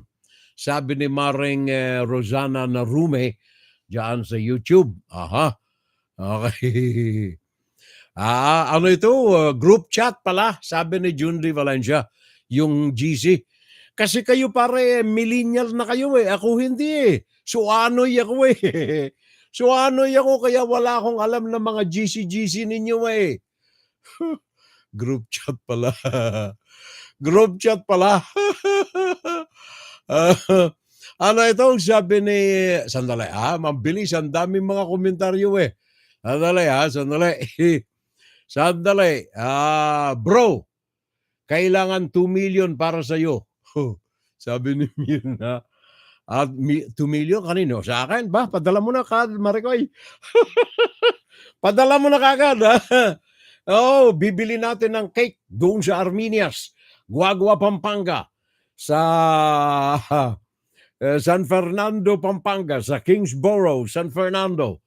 O kaya sa 24 Montang Avenue sa Balibago, sa Angeles City, o kaya sa Unit 1, Business Center 408, Santo Rosario, Santo Domingo, Angeles City, o kaya sa Bulacan, sa Unit 4, DB Building 422 MacArthur Highway, sa Bulacan, o kaya finally, ang bagong sangay sa Tarlac City, Tarlac, yaan ay sa City Walk, Zamora Street, Tarlac City, Tarlac. ang Armenia's Cakes, Breads and Pastries ng aking pamangkin si Armenia. Okay. Ano pa ba? Meron, hindi grupo chat.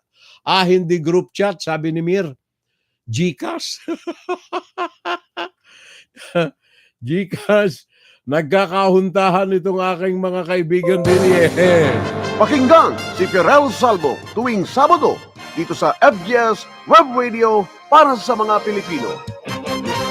By the way, ingat tayo dyan sa Pinas mga kababayan ha. Ingat na ingat tayo dyan sa Pinas. Gawa ng meron tayong report. FGS Report!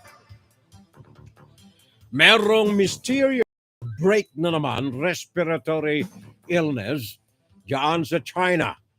At sapagat ang Pilipinas ay bukas ang kanilang mga paliparan dyan sa Davao, ingat tayo riyan. Baka lumaganap riyan itong misteryoso na respiratory illness. In fact, ang World Health Organization ay nagpalabas na ng babala. Hindi lamang sa mga Asian countries, kundi countries of the world. Galing kay Janice McKay, NBC News. The sick children just keep coming, from toddlers to teens, mostly with respiratory infections, including pneumonia. It's been 10 days now, this mother says, and the fever is back. Health officials say the surge is happening not just here in Beijing, but in clusters across northern China. This is one of the biggest children's hospitals in this city, and it's full of kids who are coughing, hooked up to IV bags, or still waiting to get treatment. The headlines here about a respiratory disease outbreak triggered alarm bells and prompted the World Health Organization to ask Chinese authorities for answers. The WHO said China shared its data that showed no sign of a new disease so far, saying in a statement, the reported symptoms are common to several respiratory diseases. Unlike a then unknown virus that emerged in Wuhan 4 years ago that unleashed the COVID pandemic. Back then, China was criticized for a lack of transparency. What's going around now, according to health officials, is a known mix of flu, RSV, COVID, and mycoplasma or walking pneumonia. The advice from scientists, don't panic. Last year, there were still strict COVID rules here, kids masking up and schools locking down. The wave flooding emergency rooms now seen as more of a comeback than a mystery. With doctors here working overtime, health officials are urging anyone with mild symptoms to avoid the hospital because of the risk of cross-infection. But for the rest of the world at this point, scientists say there's no evidence of anything new or unique here, that it's the same sort of surge you're seeing in the U.S. and can happen anywhere. Thank you. Yan ang pneumonia sa China. At binibigyan ng alarma ng World Health Organization ang mga bansa na mga malapit dito at may mga open borders sa China like the Philippines, for example.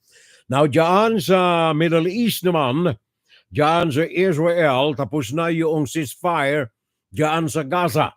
Kaya kahapon ay hindi mga pneumonia ang binibigyan atensyon sa Israel at sa Gaza, kundi ang mga bomba na umuulan na naman diyan sa loob ng Gaza.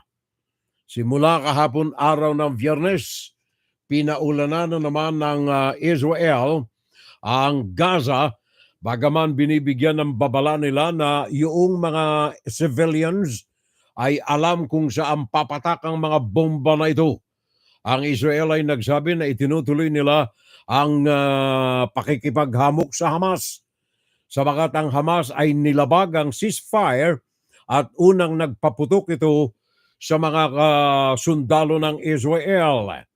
Ang Hamas officials ay sa kabilang panig ay sinisi naman ng Israel na ayon sa kanila ay ibinasura ng Israel ang hiling ng Hamas na palayain ang ilang mga matatanda na nakabilanggo sa mga bilangguan sa Israel. Galing sa Script News, Atlanta, Georgia, Israeli fighter jets hit targets in the territory just minutes after the truce ran out.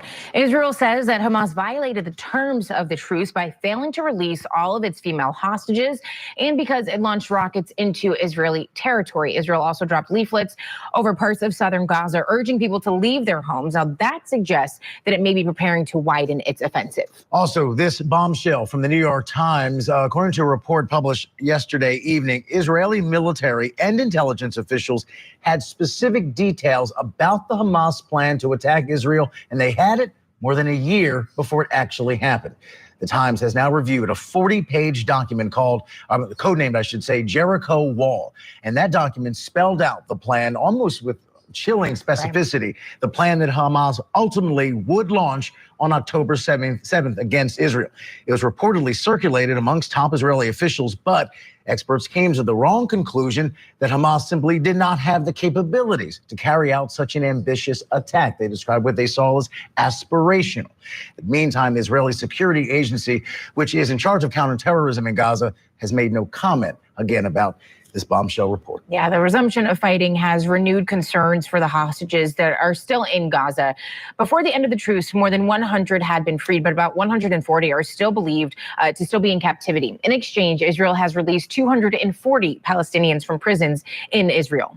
The week-long pause in fighting has allowed more aid into Gaza, but the World Food Program is now warning that the population remains at risk of starvation. There's also a desperate lack of fuel and medical supplies, critical, of course, to hospitals in that beleaguered territory. Thank you. Yan ay galing sa Atlanta, Georgia. Scripps News ang pinagkunan natin yan. Ito yung mga kasama na ating samahan dito sa Amerika. Yung, anong tawag niyan? Yung ating Community Broadcasters Association at saka ang ating Asian American Journalists Association, AAJI. Thank you. Maraming salamat. Sabi ni paring Rodolfo Rania Eusebio, nandiyan ka pala pare ko eh. Kumusta sa Canada? Sabi ng pare ko Rodolfo Rania Eusebio, kung si Junday Valencia ay may cakes and pastries diyan sa Pinas. Ako naman dito ay merong kakanin katulad ng suman, ng aruyo, balisuso, latik. Nakong sarap nito pare ko. Sinukmane dito sa Nipawa, Manitoba sa Canada. Ang dahon ng saging na ginagamit ko dito ay imported pa diyan sa Bulacan pare ko. Pinalalaway mo ho eh. Free delivery within Nipawa only. Hatid pagkain, hatid saya. Bakit naman hatid delivery ni Pawa lang? Pare ko, hindi injustice yan sa akin eh. Meron naman tayong USPS eh. Meron tayong UPS, meron tayong USPS. Meron tayong LBC. Bakit? Ang dali-dali niyan. One day, nandito na sa akin eh. Pagkatapos patatakam-takamin mo pa ako ng mga suman, aruyo. Ano ito? Aruyo? Aruyo. Balisuso, Bicol yan. Sarap niyan, pare ko. Latik, sinukmani. Kita mo yan? Ikaw wala kang katarungang maayos, pare ko Tinatalikuran mo na ang ating pagiging magkababayan tuloy doon sa tuloy-tuloy yung banatan diyan sa Gaza. Meron tayong latest report, by the way, galing kay Sarah Coates.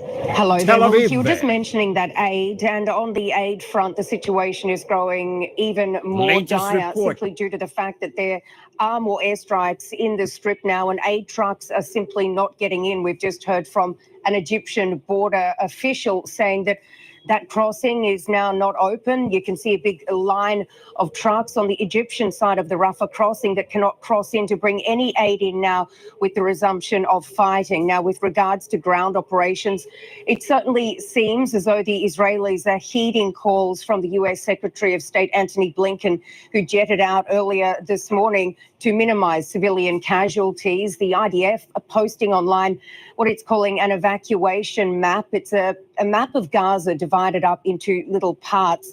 And it says this is so that residents can have some clarity on exactly where to go. It is calling on residents in the southern communities of Khan Yunis to move further south down to Rafah.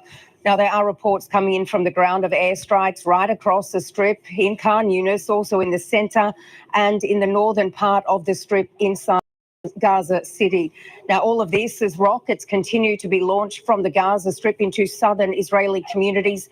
We do know that some of these did hit some targets in these Gaza envelope communities. No confirmation yet as to whether anyone was wounded. Also in the north, rocket alert sirens are continuing to go off. This potentially could be from Hezbollah, but we do know that there are Hamas cells operating up there too. Still no confirmation as to who fired those rockets. So yan ang latest report natin. Galing mismo yan sa Tel Aviv. Yan ay kakukuha lamang natin just before na tayo nagsimula kanina. Sarah Coates, Tel Aviv. Latest report diyan sa muling resumption ng bombahan diyan sa Gaza. Kaya sabi ni paring Jundi, wow, balik gyera na patani na naman. Lord of mercy on us, ilayo po ninyo kami sa kapahamakan ng mga bansang hindi naman kasawa sa away ang Israel-Hamas. Amen. Sabi ni paring Jundi T. Valencia. Hezbollah ng Lebanon, yep. In fact, nagreklamo ngayon yung Lebanon. Sabi nila, tumatama yung bomba ninyo Israel sa aming bakod na mismo kasi yung Hezbollah riyan, banat din ang banat. Diyan kaya sa atin paring Jundi sa Pinas, ano ha? Ikaw at malaki ang clout mo sa Malacanang o sa Kongreso Paano kaya tanggalin natin yung ilang mga walang silbi na mga senador diyan? Pwede ba yon? Pwede ba yon? Tanggalin natin yung mga walang silbi riyan Paingay lamang itong mga ito, pagulo Diyan sa Senado, marami riyan I move. Posible kayang tanggalin yung mga ito? Kasi dito sa amin, itong representative namin dito George Santos, Republican pa man din. George Santos, tinanggal kahapon. Hindi na siya representative ng New York. Binutuhan ito ng Kongreso, 311 ang pabor na tanggalin sa kanyang pwesto sa New York si George Santos, representative. Ang ilang mga Republicans, 140, sabi nila, wag, makasisira kasi sa pangalan ng Republican. Pero sabi ng ibang mga Republicans, majority ang Republicans, sabi nila, pangalan ng Republican o pangalan ng mga nanunungkulan sa Kongreso. Tanggal, George Santos. Ano ang mga kaso nito? Corruption, fraud, misuse of campaign funds, kasama na ang mga personal expenditures na ginamitan ng campaign fund, mga pagbili ng mga damit, pagpapaayos ng kanyang buttocks. Manta kayo yan, buttocks parikoy. Ginamit yung kanyang campaign fund, tanggal, George Santos, representative ng New York. Yan kaya sa atin, pare ko, pwede bang alisin sa mga, kung hindi man tanggalin, alisin. Kagaya ng Secretary of Education, walang alam ito, pare ko, Mariko, sa edukasyon Wala Siguro pwedeng tanggalin natin ito, magboses tayo. Say something. Padalhan natin ang petisyon ng Kongreso. O kaya ang Senado, o kaya si Marcos, Mr. Marcos, ang mga tao nating naka-assign ay hindi kwalipikado, lalo na ang Sekretaryo ng Edukasyon. Palitan na po natin. Juan, Saturday Live. At saka yung mga senador po kahit halal ng bayan. Butuhan din natin, kagaya ng ginawa dito sa Amerika kay George Santos. Yung mga walang alam sa kanilang mga tungkulin riyan, tanggalin. Ang dami dyan sa Kongreso. Diyan sa Senado, ang dami rin riyan. Mga nasangkot sa SALN, mga nasangkot sa PDAF, tanggalin. May mga records Mr. BBM, yung legal advisor mo riyan, tanggalin. Oh. Kung talagang gusto nating ma-redeem ang pangalan natin, maipanuto, maituwid ang direksyon ng bansa. Bakit? Tayong mga nagnanais na maging maayos ang eleksyon, habang nakabimbi ng mga kaso nito, tanggapin natin na andyan ang presidente nyo, illegally or legally, pero may kapangyarihan ito. Di ba, paring Rudy? Dapat ay may performance rating yung mga lawmakers natin.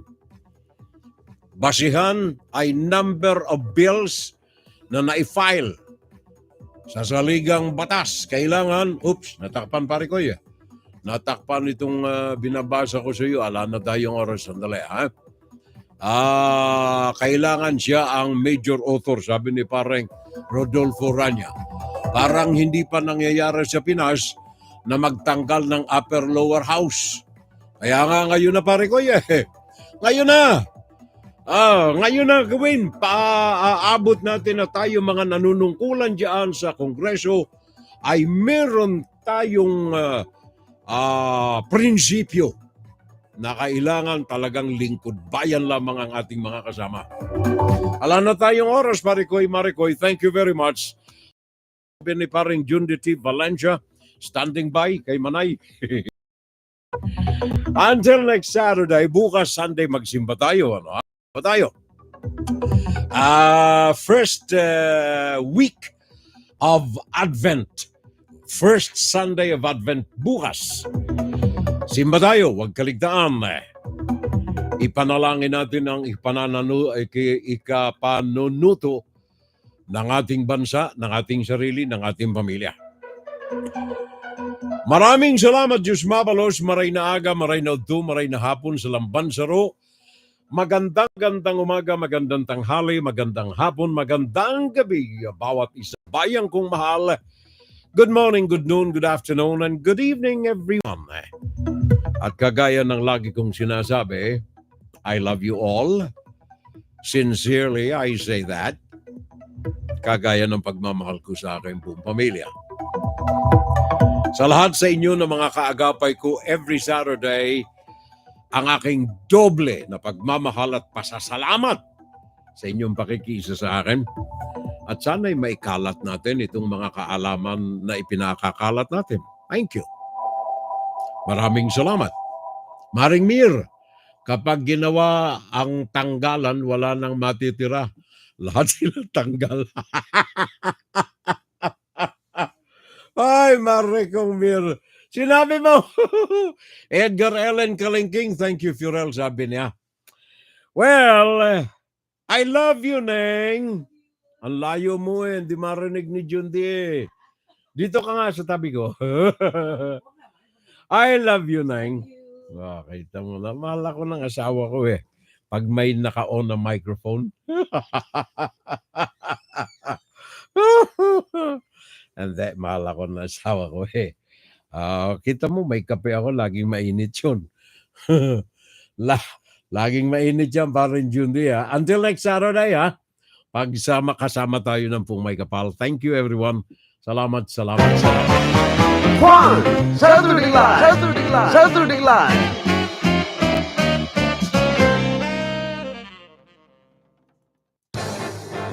Pakinggan si Payroll tuwing Sabado dito sa FBS Web Radio para sa mga Pilipino.